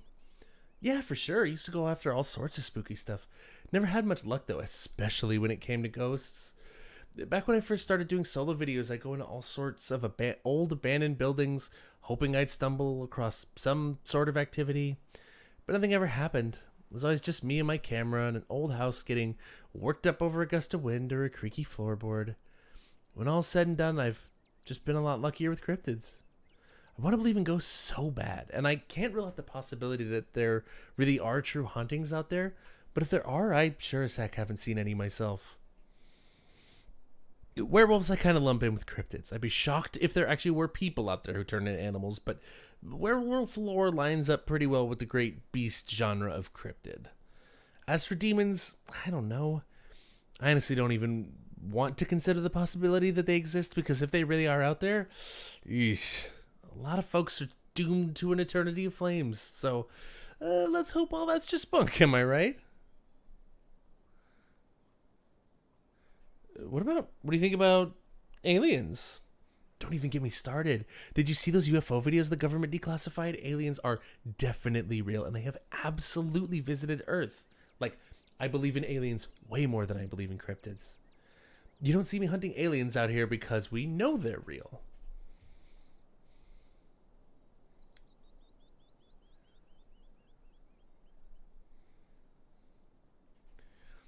We're not alone out here, but everything is cut from the same cloth. Love Mystical, so good. Whoa. You've got to meet my friend Kanika's mom. You two would get along. All right, and then... anything bad ever happened on these hikes? Has anything bad ever happened on one of these hikes? You know, I'm just curious. Let me think. I think it is on sale right now, as Stormbird points out. $16 right now, yeah, because they just dropped the chapter. So if you guys are interested, it's pretty fucking cool so far, I think. Let me think. There was that time back in early high school when Reese fell down a cliff. But he was fine. We had some folks from town rig up a pulley to get him out of the ravine, and his leg only took a couple of months to heal. All in all, not too bad. Though, I guess there was also that time I was at her alone and kind of got stuck in a cave. I was getting great footage of what I thought was a family of wampus cats, but I wasn't able to wiggle my way back out. Turns out that the wampus cats were actually skunks who very much did not appreciate me blocking their entrance to their hidey hole. And instead of running for help, Gretchen just sat outside, bored to tears. Lassie, she is not. It took about an hour to get loose, which was pretty intense, but a few tomato juice baths later, I was right as rain, so could have been a lot worse. Oh, and there was a time I accidentally stumbled on old Duke's property, nearly got my head shot off, but that happens to everybody sooner or later. I'd barely count on it. I love that Gretchen's just looking around on the path behind us. Like every time I click, basically, she changes position. So, yeah, these hikes aren't all that dangerous, all things considered. What's the weirdest thing you've seen out here, other than anything cryptid related, of course? Oh, gosh, that's a good one. Let me think. Well, there's always the deer I saw stealing baby birds out of nests and eating them. That's pretty messed up. Ugh. But I think most people know about that these days. I've seen tons of videos of other deer doing it, so I'm not sure if it counts as weird anymore. Oh, Tetanus Lake. That's definitely the weirdest. That's a great name for a thing. Always want to go somewhere named Tetanus Lake, right, Chad? Yeah, sounds fucking filthy. It's a 5-foot deep, 30-foot wide pile of old cans and bottles and assorted garbage with Grass and trees growing on it so you could barely tell it was there till you stepped on it. That's a thing that just happened. I don't know, Alpaca. I kind of hope not, but it sounds like it might be. It was practically solid ground with how much it had been compressed, but you could still fall through it if you weren't careful, hence the name. It better be up on your shots if you want to mess around in there. It's all stuff from the 50s too, which is super neat. I salvaged a few bottles that I keep on my dresser as a little souvenir. I don't really want to. I think I'm good on both of those. Let's move on. Crack. Did you hear that? Oh. That's you. Oh, calm down, Gretchen, you old butt. Same to you, Stella. You're always jumping at nothing, girl. Whew, sorry for getting spooked, Duke. I thought you were... Some creature of darkness? Nah, girlie, just old Duke. Now what the hell are you looking for way out here? Skunk ape. Sorry, I asked. And who's this you suckered into coming with you? Look at Gretchen. Wait a tick, you aren't. Is that? Yep. I see. Welcome to the holler. My condolences. I'll keep you in my prayers. Duke in a Duke. Oh, I just realized that he is in a Duke hat. I hadn't even noticed. That's very funny. Both of y'all head back on town here. It's best you steer well clear of this area tonight.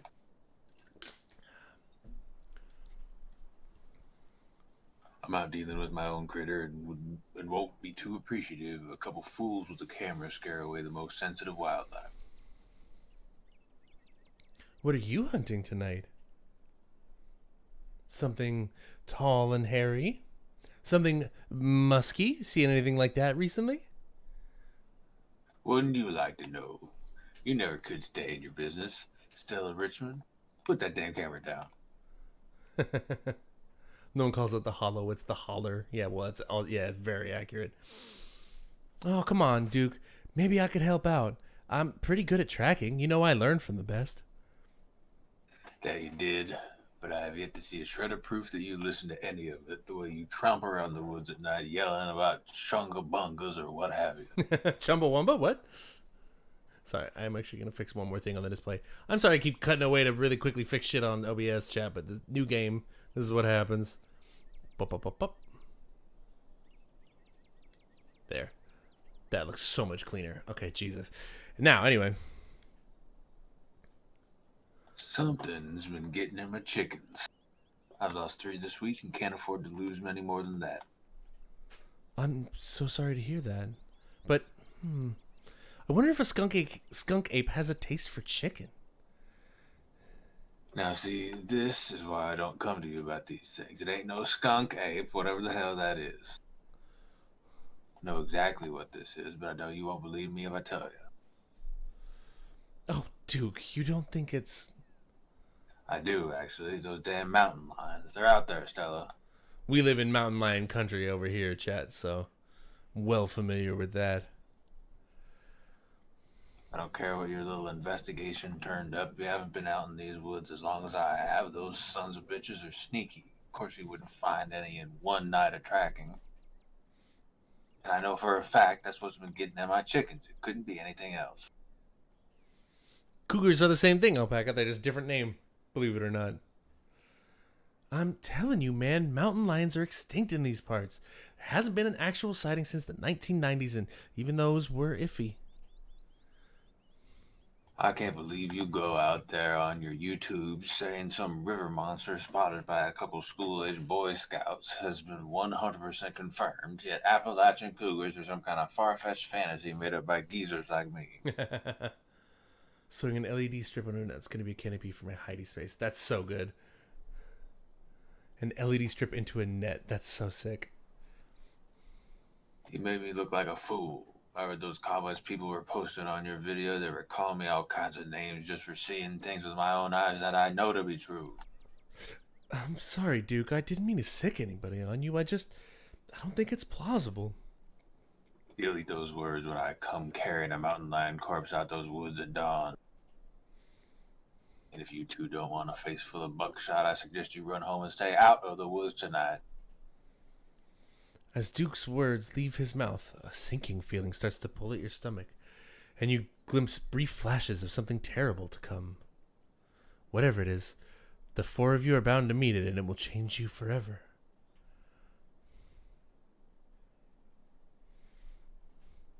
I don't think this night ends well. How would you know? I go hunting in these woods all the time. Night, day, possums, bears, it don't make a difference. Even a mountain lion wouldn't stand a chance against the ingenuity of man here. Unless it's not a mountain lion. Oh, don't you get started again. If your daddy could hear you now going on about ghouls and goblins using what he taught you to run around these woods like some kind of paranormal investigator. Do you want that to be his legacy, girl? And besides, you know my boy Bo and me are headed down to the state fair to show off Big Betty this week. We gone days, and the chicken coop might as well have a big all-you-can-eat sign on it if I don't nip this in the bud tonight. You know how I feel about my chickens. I couldn't take it if I lost any more of my poor little ladies. Oh. And you know I have to put out a video by tomorrow evening. As Duke and Stella dig their feet in, the feeling from before gains form and clarity. Somebody here is going to die tonight. If I miss an update, I might lose my new sponsor, and who knows what that'll mean for my career. Let's just go, Stella. He's the one with the gun, after all. Okay, fine. You've won this time, Duke. That's right. Now y'all run along home and stay out of trouble. I could have gone with the one of us will die tonight option, but the reason I don't is because I know how easy it is for things like, even if you're right and like you have been told by the game that you have some kind of power of premonition, all that's going to happen is one of you will die, and then the other person who survives will be like suspicious of you for having predicted it accurately. Yeah. I ain't trying to get suspicious. I ain't trying to get suspected. As you and Stella return to the trail, she carefully looks back the way you came. Okay, the coast is clear. There's no way we're letting Duke edge us out that easy. Come on, I know a trail that'll let us get around him. Face full of buckshot, dearie.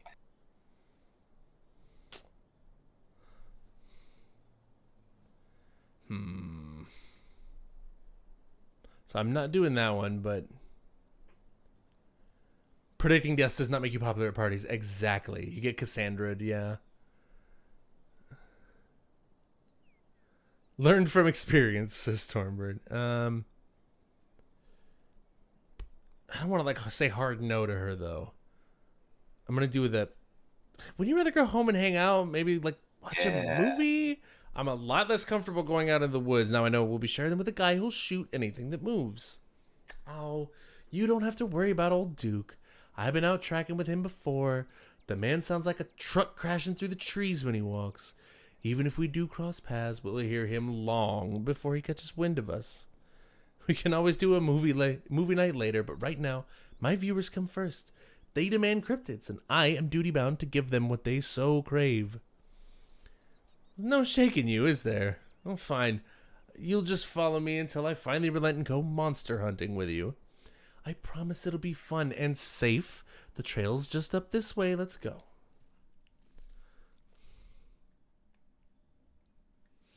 All right, this looks like a good shot. Mind holding the camera? She hands you the camera and takes position.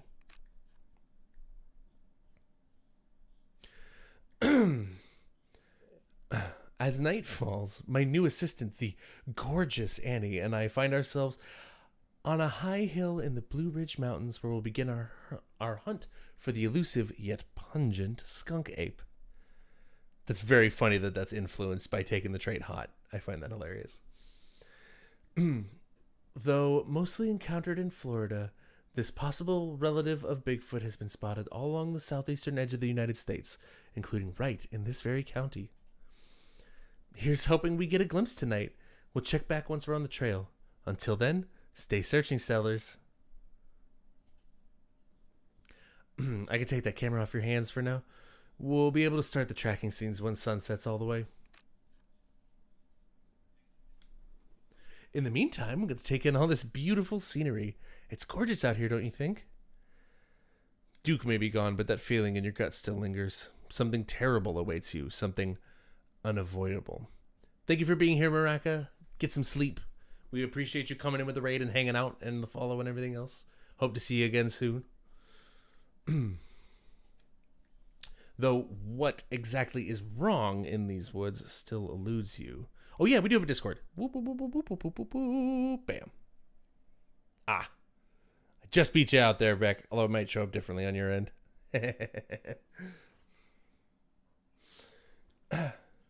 Do hop in. That is the best place to know when we're going live, so.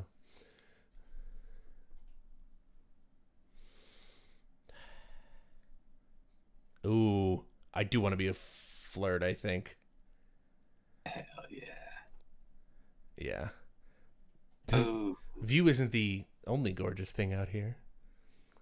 I was thinking the same thing. Ooh. Oh yeah, baby. Yeah, Gretchen's got a hell of a mug. That's so good. Oh, come on. That's a good flirt, though. Do it. Yeah. Yeah, Gretchen's got a hell of a mug. She sure does. Oh, that was so cute. Your quiet moment with Stella is broken by a loud, percussive snort. Oh, shit. That was very gay. That was fantastically gay. I love that. What was that? No need to panic. That's just the sound deer make when they want to warn the rest of the herd they're about big, scary predators like us. Let's check it out. Ooh, this is going to end very badly. As you and Stella hear the footfalls of animals retreating into the woods, she reaches for her flashlight. Oh. Buddy. Oh no. Oh no. This is really sad. This is such a pivot from what was just happening. A single deer remains behind, staring down the beam of light while Gretchen whines and pulls at her harness. And then it's gone. Whoa, that motion was creepy as fuck.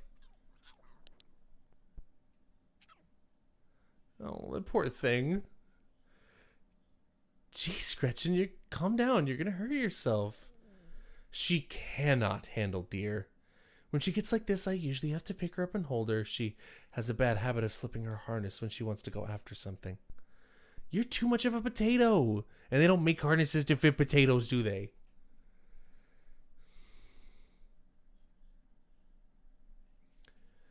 There was something wrong with that deer. Did you see its face? Now that you mention it, there was something a little off. I bet it was an abscess, maybe a tumor? Yeah, it did almost look like a double deer crow. That's sort of one of the things I thought too. It's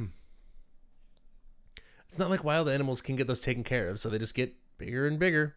Poor thing, but there's not much we can do about it. Whew. This time I think I'm just going to remain silent. Hey, are you hungry? Now seems like a great time to take a snack break. Hell yeah. Ooh. As you settle down to rest, Stella breaks open a bag of assorted snacks. Oh, you gotta go with those dried apricots. I love that shit. All right, for Jaggedy, dried apricots. Grab a handful of dried apricots. I actually dried these myself. I wound up getting a bunch of apricots for free from Janie a while back and didn't know what else to do with them. It's the greatest snack pack I've ever seen, says Peck. It's wild how easy it is to make your own dried fruit. I guess so. I mean, you just get some fruit, cut it thin, put some heat on it, and dry it.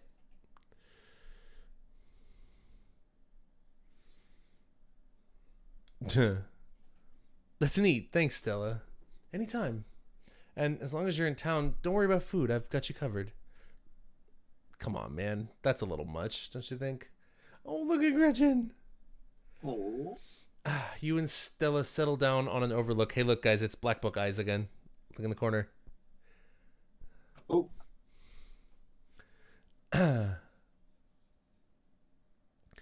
You and Stella settle down on an overlook, snacks in hand, as the quiet sounds of evening wildlife wash over you. Gretchen gnaws on a stick, distracted for the time being. So, tell me what it's like in good living. Yeah, of course. Do you have a house, an apartment? Do you live with family, roommates, pets? Tell me what it's like to be Annie. Oh, boy. Okay.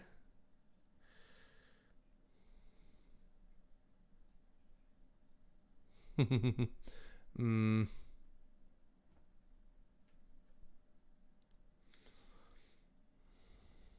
I like the 12 by 12 shed in someone's yard.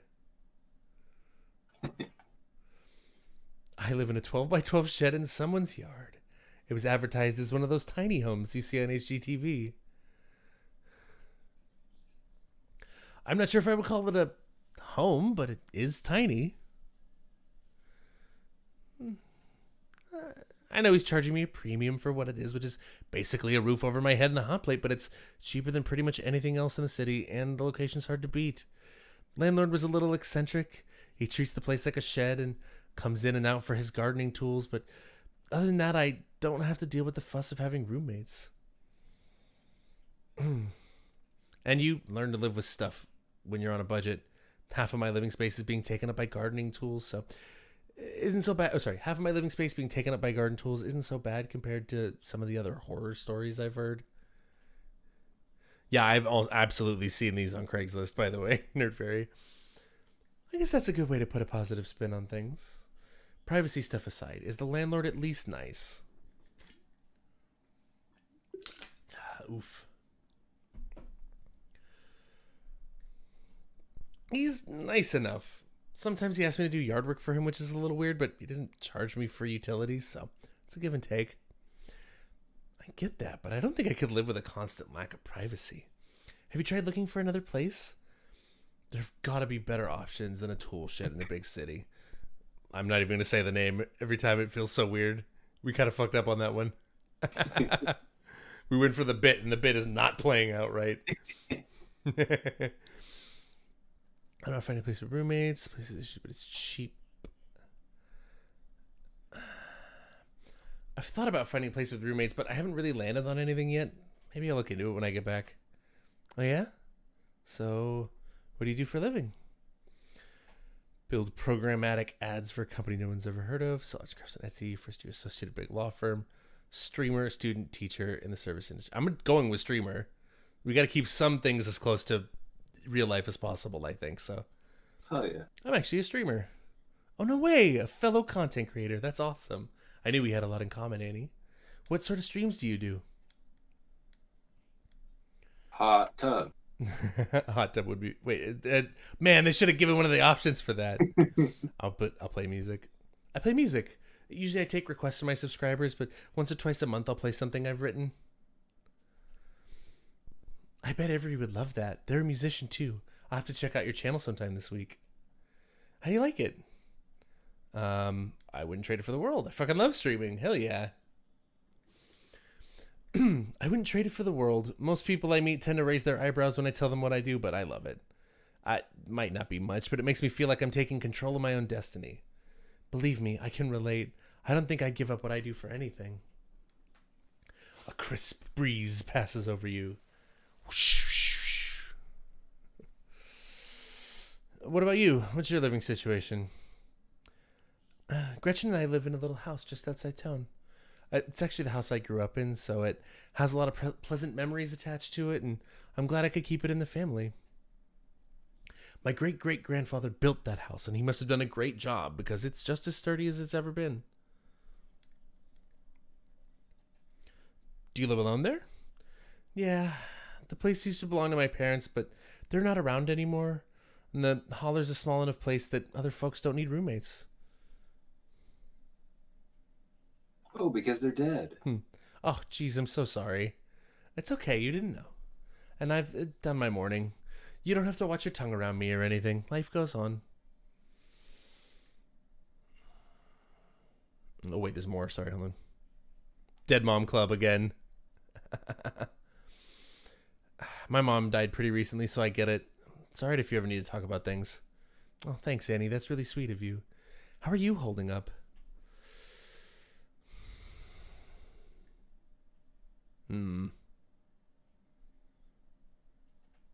I don't feel much about it. It was a long time coming, so I'd made my peace with it.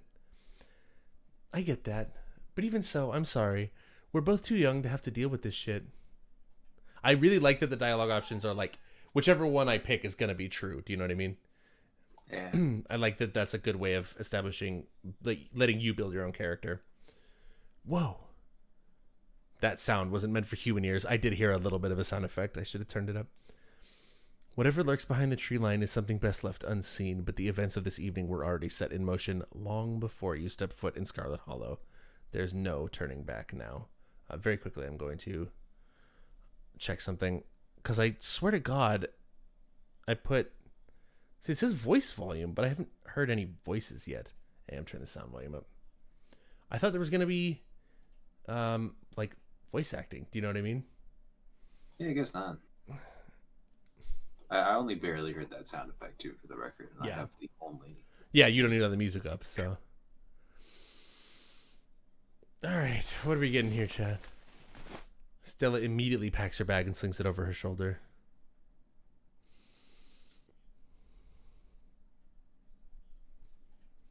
There's something terrible out there, Stella. Whatever it is, it's close. Here, hold Gretchen's leash for me and let's check this out. Oh, shit. No, not the dog! You better not fuck this up, Annie. I know, for real. That's a lot of pressure right now. For your goddamn life. That's a lot of fucking pressure right now. You and Stella inch towards the tree line as she shines her flashlight into the woods. As you approach, a series of weak clucks call out from a nearby bush. Oh, it's a chicken. Duke's chickens. Maybe Duke's birds weren't eaten after all. Oh. The fuck? What the hell was that? Hold on, I gotta play that back. Holy shit. I'm guessing it must be maybe 2-3 feet tall? Doesn't look hairy either, so I think we can rule out a skunk ape. But whatever it is, it had one of Duke's chickens. Looks like it's headed north. Let's go after it. Oh, I'm just gonna follow her. No backing out now, as the fucking game is reminding me. Time for things to go downhill fast. Yeah, if anything happens to Gretchen, I will be very upset with this game. Look at... You follow Stella as she sprints into the unknown, Gretchen excitedly pulling you along by her leash. Oh, shit. Oh. No! And there's the chicken there. Ooh! Oh. Are you okay? Yeah, I'm alright. I just tripped on something weird. Oh, no, that poor thing. It must have been one of Duke's. Oh, Jesus, it's still alive. Jesus, Stella, don't go near that. That thing is diseased. Don't worry. I'm not going to touch it. Not with my hands, at least. Oh, don't do that. And hey, I'm sorry that this is turning out to be so grisly. I swear that it's not normally like this. Possible gore warning, chat. Just heads up. We were told by the Raiders, as I had seen in the content warnings, that the art occasionally gets brutal. And we will see what that means beyond just the rotten food in the fridge, so.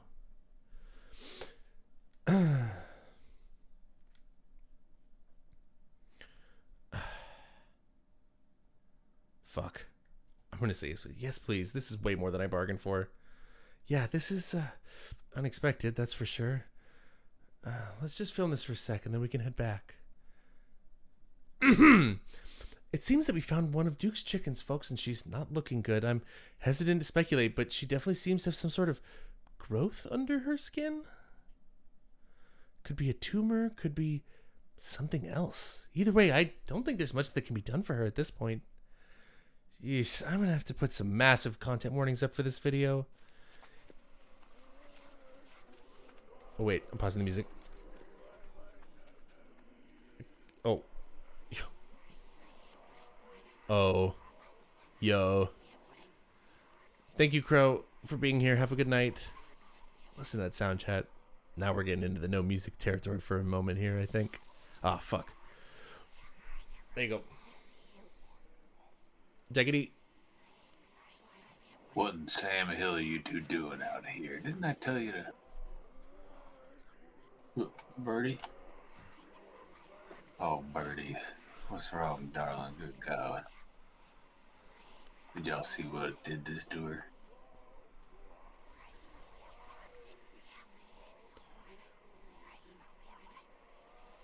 We caught a glimpse of something earlier, and when we chased after it, it brought us here. Whatever did this to her, I think we can hear them in the trees. Oh, good night, Lisa. Thank you for being here. These voices are sick as fuck. This is hella creepy. Put that camera away, for God's sake, girl. I don't want to be another one of your videos. No one needs to see me like this. No one needs to see Birdie like this. You wouldn't put her online, would you? Not when she's like this, all swollen and hurting. Duke, did you hear me? I think they're coming closer. Come out, you sons of bitches. Duke, don't shoot them. We have no idea what'll happen. You hear that stuff? That ain't the sound of something peace-like. Whatever these things are, they'll pay for what they did to my girls. Come on, you, whatever your name is. Grab that flashlight and help me line up a good shot. As the creatures in the tree line grow louder and more numerous, Gretchen violently strains against her harness. Quick, they're closing in on us. No, I'm getting the dog. Holy fucking shit, look at that. You dive forward and scoop Gretchen into your arms just before she manages to wriggle out of her harness, your eyes fixated on the dark tree line over Duke's shoulder. God damn it. Huh! You hear a body hit the ground, then quiet, as chaos fades and the sounds of nature creep back in. Gretchen? Annie? Duke? Are you alright?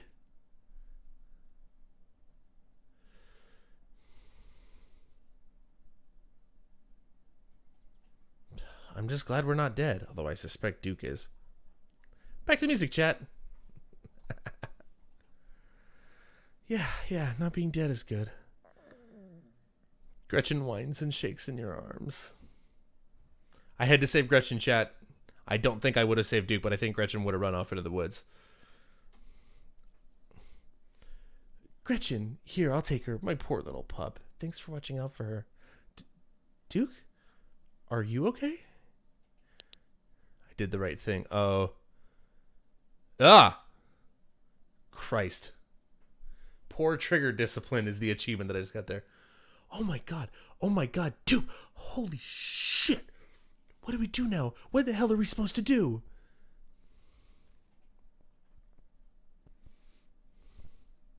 We gotta go to the police. What do you mean, what do we do? We gotta take this to the police. A man's dead. You're right. And we have footage of what happened here. But it's so dark and shaky. It'll all just seem so unbelievable. We need more footage. Come on, let's go after them before we lose our chance. Bro. Are you nuts? A man is dead, Stella.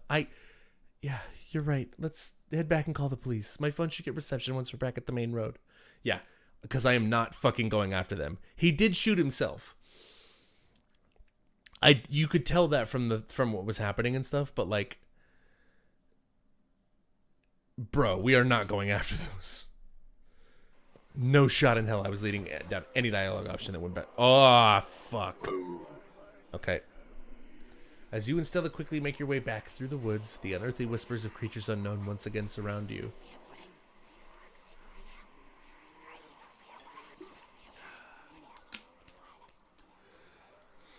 Look at Gretchen. She looks scared. A really cool monster design, though. Yeah, they're freaky. Just ignore them. I know. We just have to keep pushing forward. Okay. Ugh. This, my friends, is why you never look in the trees. True that. We're almost there. As you and Stella reach the main road, the whispers fade back into the sounds of nature. Yeah, you just missed the first big gore of the thing and the reveal of monsters in the woods. So perfect timing. We have our inciting incident, Possum. It sounds like they've stopped following us. I should get reception now that we're back on the main road. Let me find my phone so I can call the sheriff. You feel a buzz in your pocket.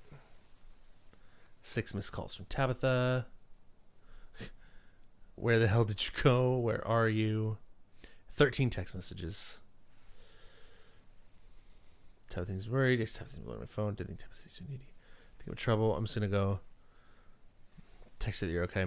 You text Tabitha back and let her know that you're okay. Your message sits unread.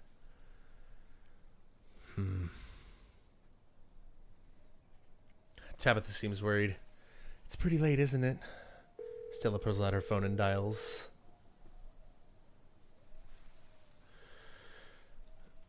Hello? Oh, Alpaca says call her. Too late. Hello? Earl? It's Stella Richmond. I'm up on the mountain on Asgina Trail. Duke is dead, Earl. Shotgun. It happened right in front of us. There's something in the woods. You gotta hurry. Okay, yeah. Are they really gone? Yeah, I think we're okay, but hurry. Jesus, Earl, who's gonna tell Bo? I guess now we wait.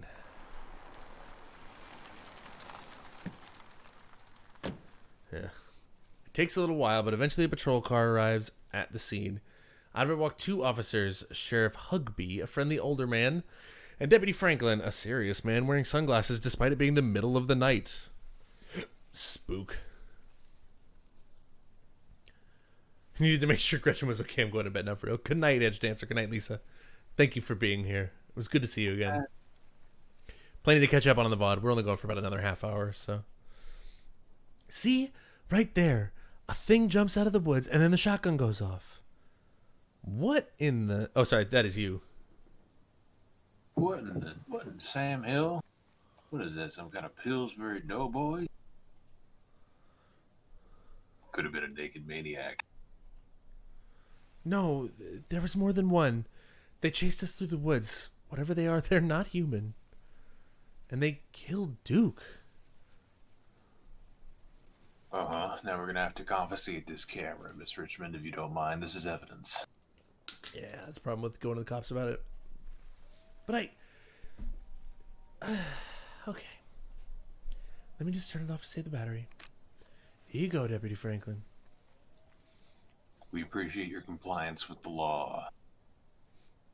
We'll get a team out in the morning to retrieve the body, but for now, Sheriff Hugby and I... Please, call me Earl.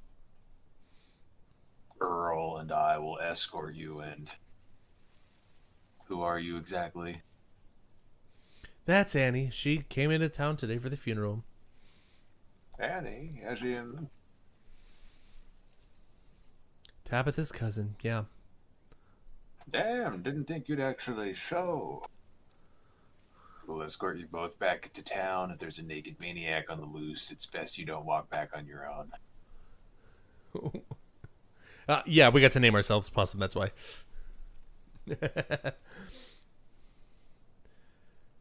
It wasn't a... Never mind. Why aren't you going out there tonight?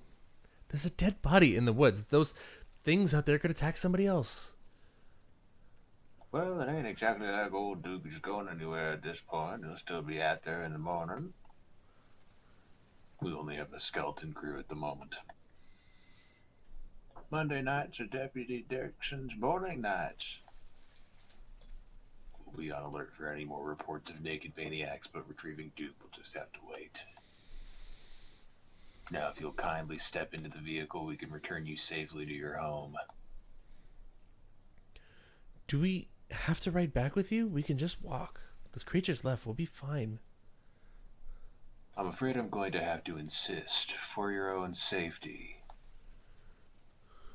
Listen, animalism was like the number one reason not to leave the body in the woods. Yeah, that's sort of what I was thinking too. I'm pretty sure that in the middle of the Appalachian Mountains, if you left a body overnight in the middle of the woods, there is exactly zero chance that all of it will be there in the morning. Like, that is an insane thing to think in this part of the world. Okay, thank you. You can ride up front with me, little lady. That is, if your mama permits. Huh. Sure, Earl. You can hold Gretchen on the way back into town. That's cute. He's talking to Gretchen. You can ride up front with me, little lady. You two stay out of trouble. We'll have this all sorted out in the morning. Just get a good night's sleep. Yeah, so my thing with my reason for calling the cops, chat, normally I would pretty much not under any circumstances call the cops, but I felt that it would make a more interesting progression of the story to have the cops who absolutely don't fucking believe you that you're working against thing. That's always a good recipe for a good horror movie, so that was why I went with it. I also like as a role play just to kind of have the liability taken care of, you know? That, well, yeah, that's true as well. Be like, look, I fucking told the cops about it. That shit is not my deal anymore. Yeah. And you, whatever your name was. I just can't. IP freely. IP freely. Sure. You're in time for the funeral. Good. Don't you go leaving before then. I imagine we'll need to ask you a few questions about everything you've seen tonight. Fear that you fall into suspicion. If you've seen the guy die and not call the cops, especially as a new person, that's also true. Stella, keep an eye on her for us. Make sure she doesn't get into any more trouble. Y'all have a good night now. Bye-bye, Gretchy. And y'all have a lovely evening. If any bugaboos give you trouble, you know how to get in touch. Well, okay then. And here you are. Back in town, away from the woods, with no one but Stella in sight. Holy shit.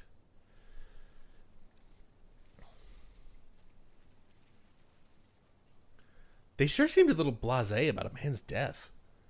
I can't believe they're waiting until the morning to even start looking for him. Who knows what those things are doing to his body right now? And what's worse is, I think they implied that you're a suspect, even after we showed them all that footage. They're cops. It's their whole job depended on somebody, so of course they'd pick the out-of-towner. Here's hoping the footage clears my name. Yeah, no kidding. But it's okay. I'm not going to let anything bad happen to you. I was there. I filmed the whole thing. At the very least, it'll never hold up in court. And it won't get to that point either, because we're going to do a little investigating of our own. We've got to find out more about those things. If we can get clear footage, or better yet, trap one of them, there's no way they can blame you for what happened. The library doesn't open for a while, but I've read every book on cryptids they have and never come across anything like this. There is someone in town who might have some useful information. My friend's mom, her place isn't far. Thank you for the hydrate, Bex. Her place isn't far. We should head over now before it gets any later. I should check in on Tabitha. Oof. Okay, Alpaca, you were the one who's telling me I should call Tabitha.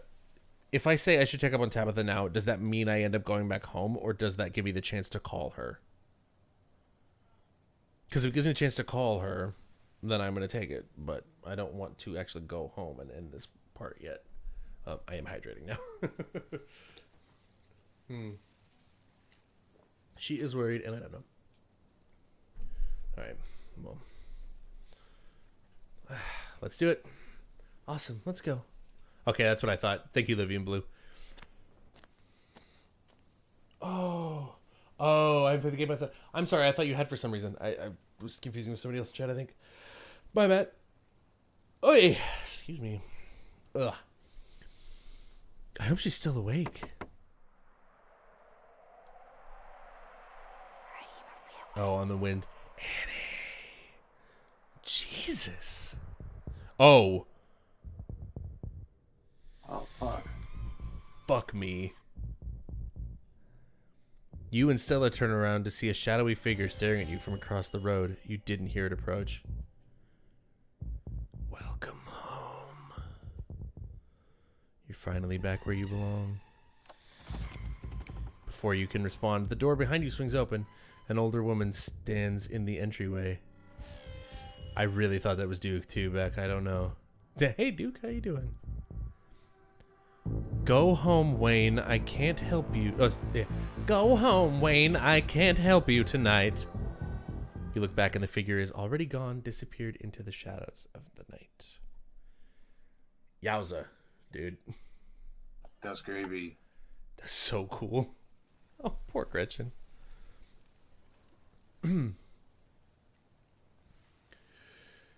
I'm sorry about that, Stella. Some people just can't be helped. What brings you out here so late? Begone, Kevin. It was just some other bloodstained dude. And who's this?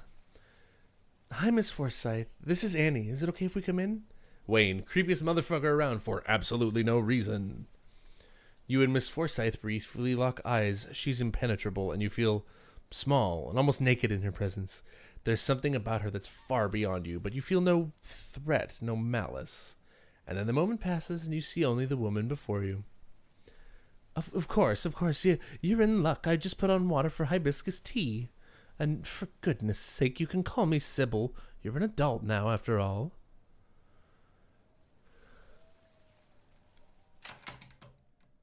Oh, I'm sorry, honey. Welcome to my little nook.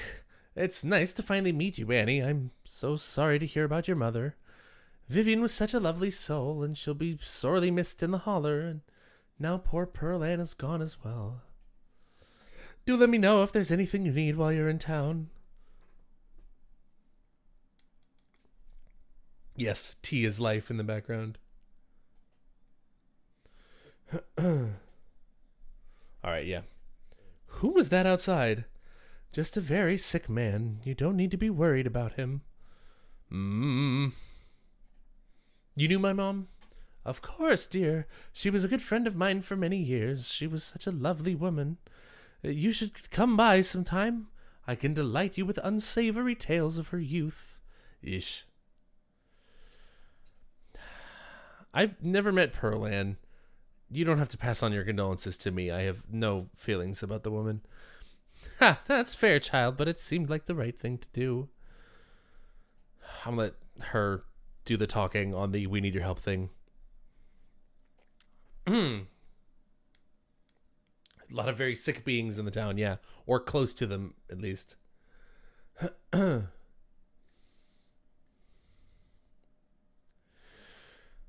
Sybil reaches over and pats your hand delicately. Hers feel like soft parchment paper. Dry, but soothing.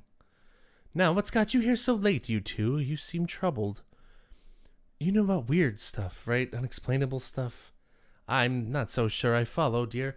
I know which oils to use for which aches. I know a bit about classical spiritualism. Just what sort of unexplainable things are you talking about? Duke was killed tonight by something in the woods. Oh, my lord. Have you contacted the police? Yes, and they didn't take it very seriously. They're not even looking for the body until tomorrow.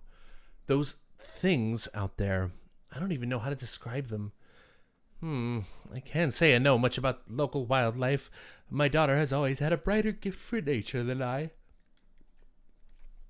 This wasn't local wildlife, Mrs. Forsyth. Here, I can show you. Ha ha ha! Knew it. Stella pulls a memory card out from her sleeve and pops it into her phone. Fuck yeah. I fucking knew she was doing that. Yeah. I wasn't about to just let the police hold on to this. At least not before we had a chance to make a copy.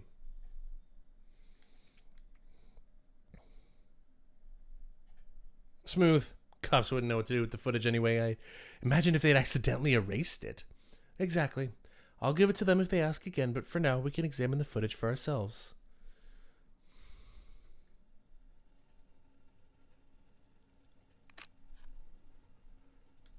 Where was this? Up the mountain to the northwest. Within the town limits. Yes. I see. Is there a way to make the video bigger and louder if you can? I need to plug the memory card into a computer. I could go back and get mine. I love the T noise. No need. Kanika should be awake. She can lend us hers. You'd better come with, Stella. I'm sure she'll be more willing to help a friend than her nosy mother. Oh my god, all the fucking witchy spell books and bats and shit on the door. Kanika, come on out. We could use a little help. What, Mom? Oh, hey, Stella. And Gretchen, who's a good potato. And a stranger. A cute stranger.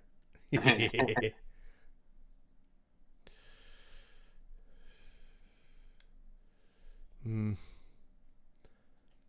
I was helping Stella film a video in the woods and something terrible happened. You must be Tabitha's cousin. Yep. Sweetie, we're wondering if we could borrow your laptop. Stella and her friend have a video to show us. Thank you for being here, Dandrew. Thank you so much for the raid. It was lovely to meet you. Hope to see you around again soon.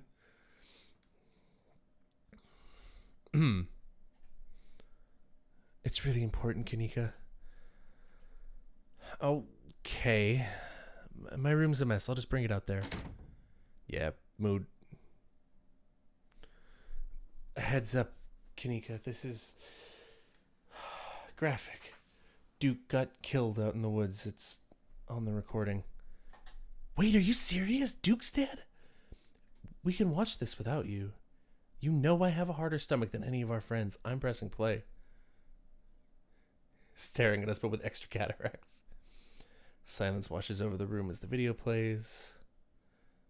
Stella, what the hell is this?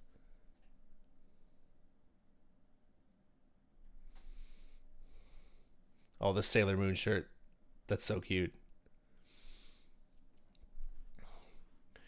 I'm sorry either of you had to see this, but Annie and I have no idea how to make heads or tails of it. Stella, are you okay? Did you get hurt? I'm fine, really, I'm okay. I'm not gonna fucking interject here. There's a moment between friends. I'm not gonna be like, well, I'm fine, thanks for asking.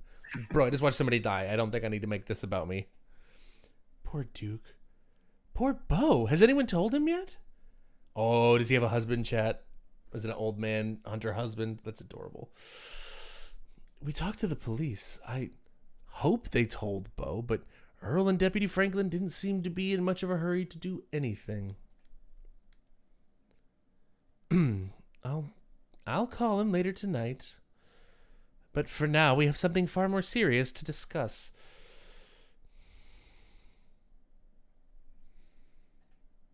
Whatever happened in the woods, we weren't supposed to see any of that. You're not wrong.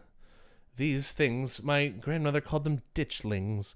They are a terrible omen, a sign of great suffering and destruction to come. Mom, come on. Whatever's doing this is serious. Stop scaring Stella and Annie with this, Tilipo? I hope that's right, Tilipo? Tilipo crap?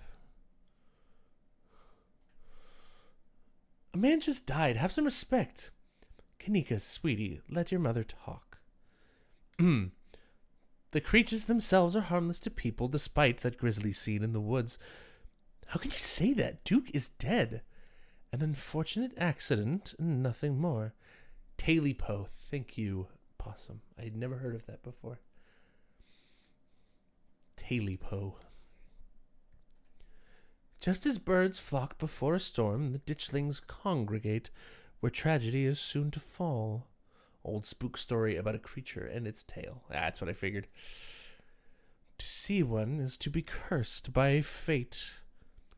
Jesus, Mom, they've clearly had a rough night. They don't need this. It's okay, Kanika, this is helpful. Stella, whatever these things are, they aren't magic. Well, we can't rule that out, not after what we saw. But fine, let's focus on what we know.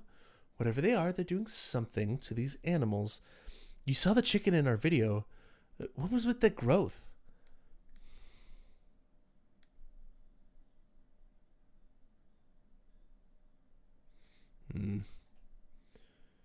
Maybe the ditchlings were here for Duke, like some sort of self-fulfilling prophecy? Unfortunately, no. Their presence forewarns of something far more sinister than one man's death. Stop speculating about this occult nonsense. Let's focus on what we know. Right. What are those growths? Whatever it is, it's not good. Yeah, no kidding. Maybe what we're seeing here is some sort of parasitic larval stage? Part of their life cycle. I read a picture book about a Talipo that terrified me as a kid. I've never even heard of it. It's so interesting. But I don't want to jump to any conclusions about something like this out there. Not without doing some research or talking to a biologist. I'm sure there's a rational explanation that'll clear all of this up. Oh dear, I'd forgotten entirely about the tea I'd put on. Let me fix you up a couple of cups. It'll help soothe your nerves. I don't know. It's getting late and I should let Annie get some rest. I ran a ragged today with all the hiking and running through the woods in terror.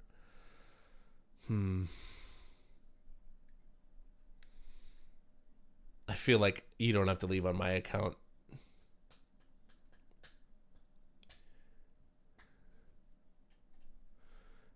I can stay up. This is important. Okay, maybe it's that I'm eager to get home and start doing some research. I'll ask around on my forums, on my usual forums, to see if anyone has information on ditchlings. Is that what you called them? Sybil is more visibly concerned about the tea than anything else. Yes, very much so. That's right. You go on home now. Do try to get some rest. Don't stay up all night on the online. Let me get you some of my house-made peppermint tea to go. It really does wonders to soothe the soul. Bye, Stella. I'll see you tomorrow, okay? And call me if you need to talk. Thanks, Kanika. I'll see you. Bye, Annie. I love on the online.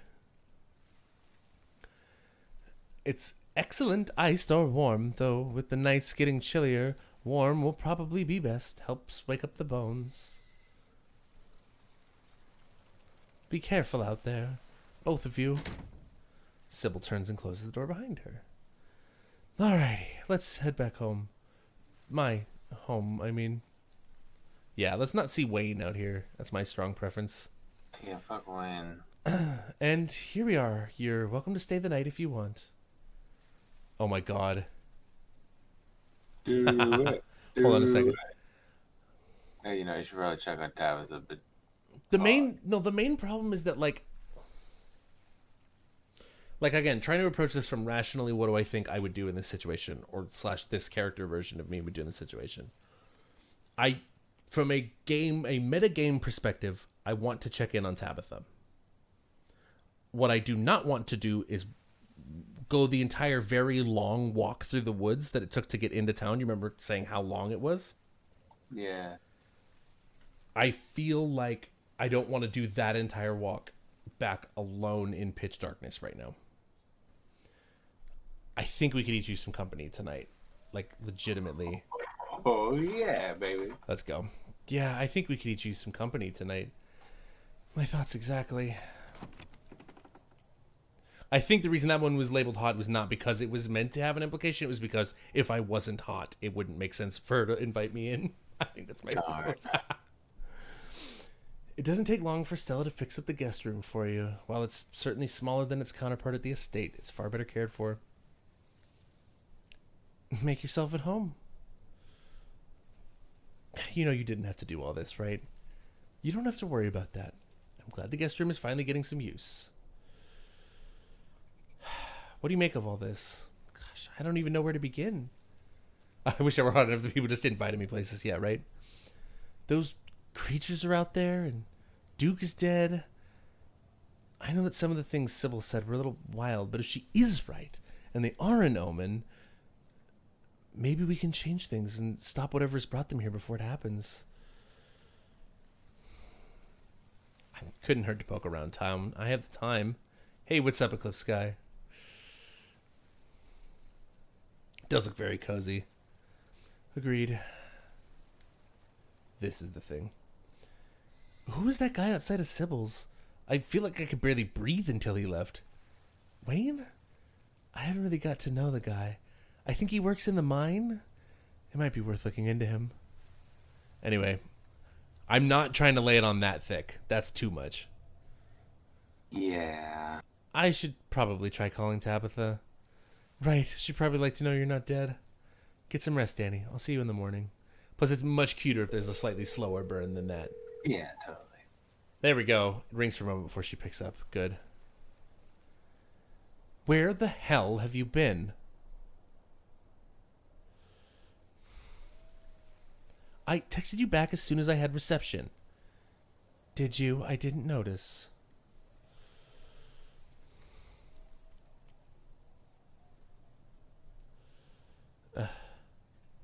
I went into the woods with this girl I met to find some cryptids, and a lot of really terrible things happened. Ah, so you met Stella then. Ugh, that explains everything, and she's gotten you all worked up. I'm going to bed. I'll collect you tomorrow. Oh, wow, okay. Collect you. Yeah, I also love the wedding foot on the back. I should have pointed it out. It's very cute.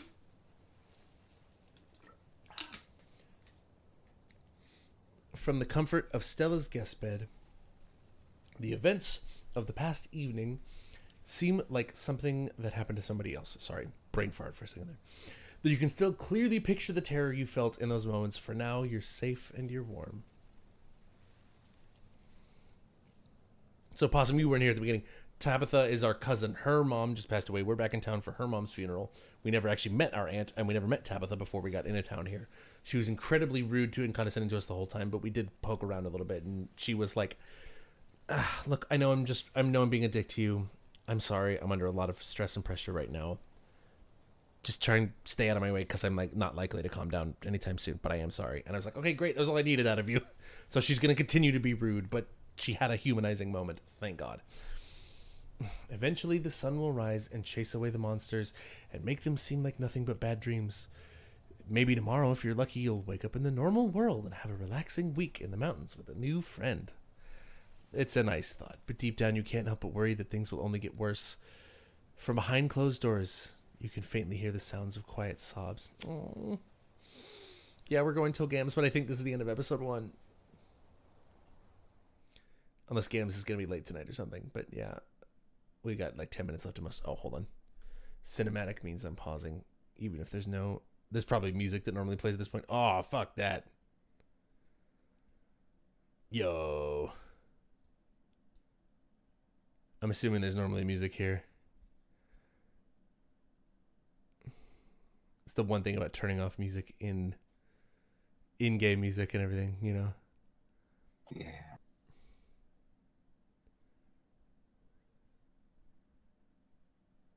This is really pretty.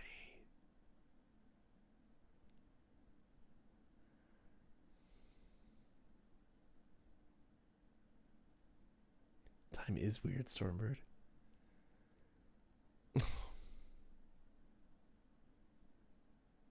Holy shit. Dark. Sheeps. No, don't. Oh, alpacas. Or llamas. I guess llamas.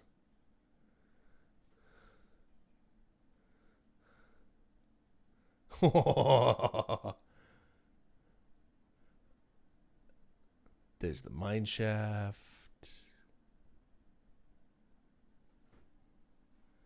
Friends. Alpacas. Alpaca in space. You are people.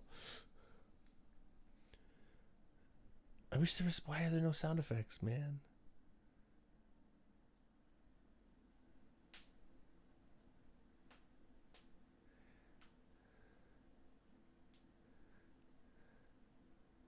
Oh my God.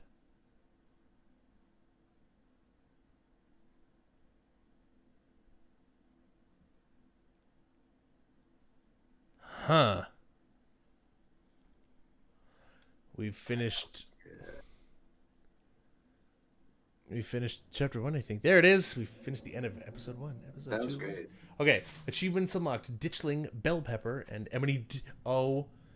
Chat, the third... Okay, the 3 things that I unlocked, the 3 achievements I unlocked were Ditchling, Bell Pepper, and Ebony, Darkness, Dementia, Raven Way. Which, if you know the reference, you know the reference, and if you don't, you don't want to. Jesus.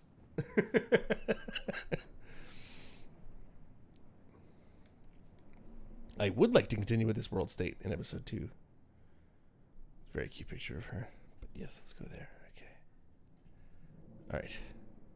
Continue. Would you like to see a recap of episode 1? Yeah, let's do a recap of what we've done tonight, and then maybe at the end of that,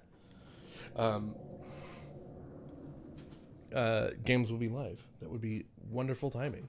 And then we could get another recap next time we go live. But here.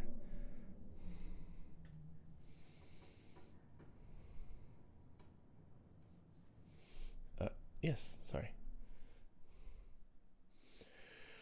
The long-lost cousin, the bad news, the 26 hours of bus rides with countless Yeah, so let me get the music started over. There we go. The long-lost cousin, the bad news, the 26 hours of bus rides with countless late-night stops and seedy depots that felt unsafe even in the middle of the day. You wouldn't normally find yourself traveling like this, but your cousin bought the tickets. The funeral of Pearl and Scarlet, your cousin's mother and your aunt, seemed like something you shouldn't ignore, even considering your own late mother's rocky relationship with this side of the family. Welcome to our family's humble estate. Unfortunately, due to the current state of the house, only a few rooms will be safely accessible during your stay. I wouldn't go wandering anywhere else if you value your limbs. The floors have been known to give out. As you... Jaggedy? Yeah, sorry. Yeah, you're good. So Stella mentioned she's famous. Oh, Avery, I'm not famous. Look, if you're not going to go around tooting your own horn, you know how I'm going to do it for you.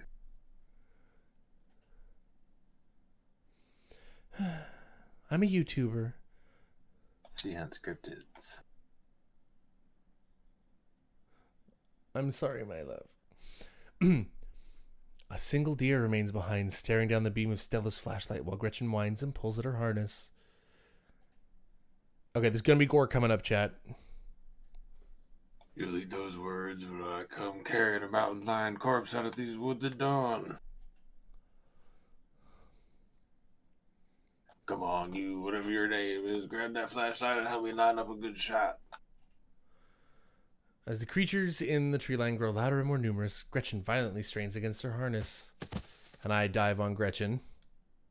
You dive forward and scoop Gretchen into your arms just before she manages to wriggle out of her harness. Your eyes fixate on the dark tree line over Duke's shoulder. Gore warning again. It's going to come out here again. God damn it.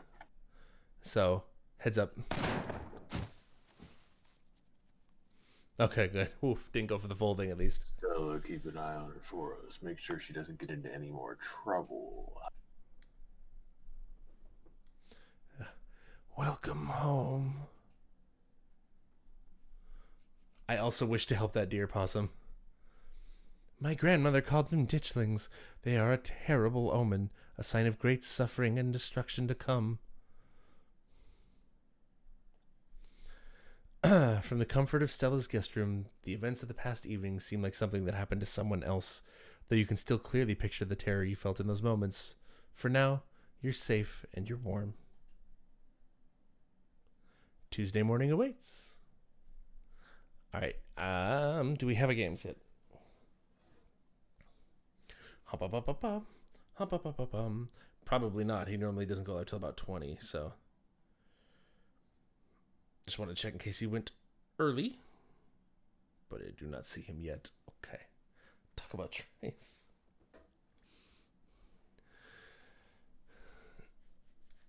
I mean, it is Trice Tuesday in about 45 minutes here. Naomi is not wrong. I don't just want to talk about the podcast for 6 minutes, though, honey. Or more, depending on if he's late or whatever. But I do want to know, are you guys excited for the finale? Have you been keeping up, Jack? Did you catch up on it at all? I know you listened a little. No, haven't caught up all the way. Yeah, I am just 9 and 10 left to listen to, so. Oh my god, excuse me. Oof. But yeah, chat, who's going to listen when it drops? Are you excited? And if you're not excited, trust me when I say you fucking should be. There's stuff coming that you don't know about that I know a little bit about from having heard it be recorded. And I don't even know everything, but I know the stuff that you'll be excited about, so... Ominous smiles on Patreon. Yes, thank you, Nerd Fairy. Listen to my mouth sounds. It's loud. I cannot listen tonight, though. All right. We're going to hop into the next day here, but we will very quickly save and get out. You open your eyes. The sun has risen. The birds are singing. You are still alive, and for now, you are safe. Your gaze wanders across the unfamiliar room to the window in the woods beyond, and you wonder if the monsters are lurking just beyond the trees, ready to pounce as soon as you leave the comfort of your new friend's family home. I just realized the little pug statue, chat. Look at that. Aww. So fucking cute. You can't help but remember Duke, slumped against a tree, pieces of him scattered across the clearing. Yikes. A knock at the front door. Your morbid thoughts are interrupted by a distinctly unhappy voice filtering through the house and past the closed door of your bedroom. Where the hell is Annie? Oh, hey, Tabby, there's a new fresh pot of coffee on the table if you want to come in. No, I'm just here to check in on my cousin. Let's make this quick. I have a lot on my plate today. You're barely decent. It might be mildly scandalous if people saw you like this.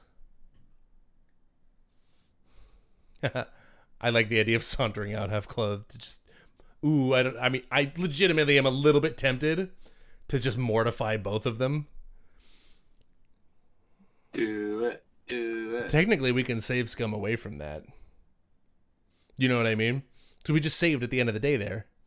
Everyone's saying do it. All right. Yeah. Because we just saved. Yeah. Anyway, you might not be fully decent, but you're not about to let that stop you from being a part of this conversation. Put some clothes on.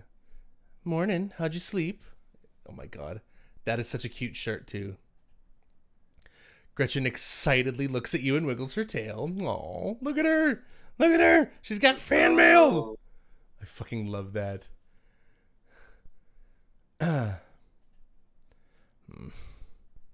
What exactly did the two of you get up to last night? We went up to the woods to film a video. No, not that part. The cops called this morning and told me all about that. They did? What did they say? Did they find Duke? They didn't find a body, if that's what you're asking, but apparently he never went home last night. And they had quite a few questions about you, Annie. Ugh, don't worry, I told them you were an upstanding citizen. Thank you. No snitching. You should remember that kindness next time you think about blowing me off to spend the night with a stranger. Hey, don't be so hard on Annie. I asked her to crash here. And look, I don't care what the cops think, Tabby. There's something horrible out in those woods, and I don't think anyone in this room wanted Annie walking up that mountain alone last night. Stella, would you mind giving me a moment alone with my cousin? And while you're at it, please stop calling me Tabby. We're not in high school anymore. Yeah, all right.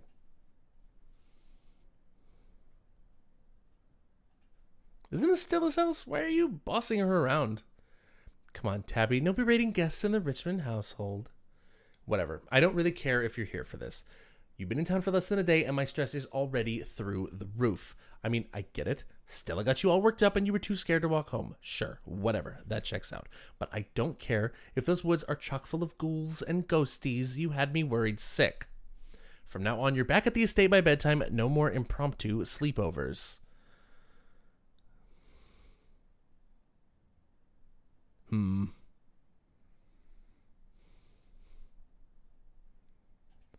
Tabitha, I watched a man die last night. Cut me some slack. Look, I have no idea what happens in the woods, but if that's true, it's all the more reason to head back to the estate before it gets dark. I'm leaving. I've already lost a good chunk of my workday coming down here. I expect to see you back at the estate tonight. You're not my fucking mother, bro. We're from the same generation. I get that you're this is your weird way of trying to show affection. Yeah. But bitch, you ain't my mama. So old school ass vibes on this. Yeah. Rod. You were literally my fucking cousin. We're the same age, the same generation. Fuck out of here. You think you give me a curfew. Oh, sorry. Stella, please try not to traumatize her while I'm gone. Wait, Tabby, let me know if you're free sometime, okay?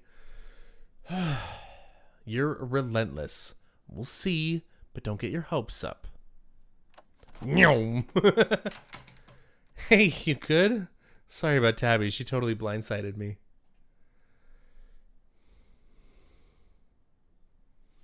There's nothing you're gonna stop her. I'm good, but how are you? That was a little tense. I think we're in the same boat. I probably should have known Tabby would have been stressed about you spending the night here, but I haven't seen her in a while. Everyone in chat. I didn't think she'd actually come all the way down here. It sucks. This was probably the longest interaction I've had with her since high school. Anyway, sorry for the rude awakening. I'd been up for a little while, but was hoping to let you get a little extra sleep. But you're up now. We got a full day ahead of us if we're going to get to the bottom of this. Yeah. Since I'm safe scumming it, I might as well be really gay about it. You sure you don't want to just hang out here all day? as tempting as the offer is, there will be plenty of time to chill once we solve this mystery. Gams is live. Thank you very much. Okay, cool. Great. We'll save right there then. I'm going to save here in case we want to just go. Because we can make the same choices again if we want to. I don't think we have a raid phrase.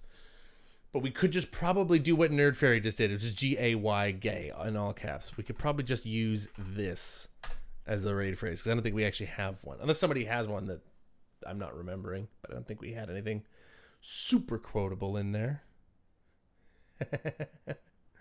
Gay. I just like gay as a raid phrase. Yeah, it's good. All right. Oh, my goodness. Thank you guys so much for being here, chat. And that includes all of our Raiders! Fucking timed it right that time. Nailed it. Let's fucking go. That fucking Raiders drop is so hard to do. The Stream Deck changes the delay on it every time. If you don't know who I am, my name is Annie. I use she, her pronouns. There's all my info right there. I'm an audio editor at Rusty Quill, as mentioned. Many other things. And that's Jackie D, he, him pronouns. There's all his info in chat. Let me actually, sorry, I should start the raid itself here. Raid the Brothers Meredith. Boom. Yes. Okay, good. That was typo free. If you are, especially if you were new here, if you want to find out when we're going to stream, occasionally help us decide what we're going to stream, etc., you should join our Discord at this link right here. Plenty of other info about all the rest of the stuff we have going on there, including my YouTube, which I will put the link in now. VODs go up there late. I'm up behind on uploading, but they will, as well as some original content. Other than that, thank you so much, everybody, for being here. Have a good time zone. Please get some rest. Jackie D, I love you, buddy. Love you. And yeah, I will not be back tomorrow, but I think Wednesday. Eyes peeled on Discord. I think I will be back on Wednesday. But until such time, have a wonderful night, everybody. Goodbye. Peace.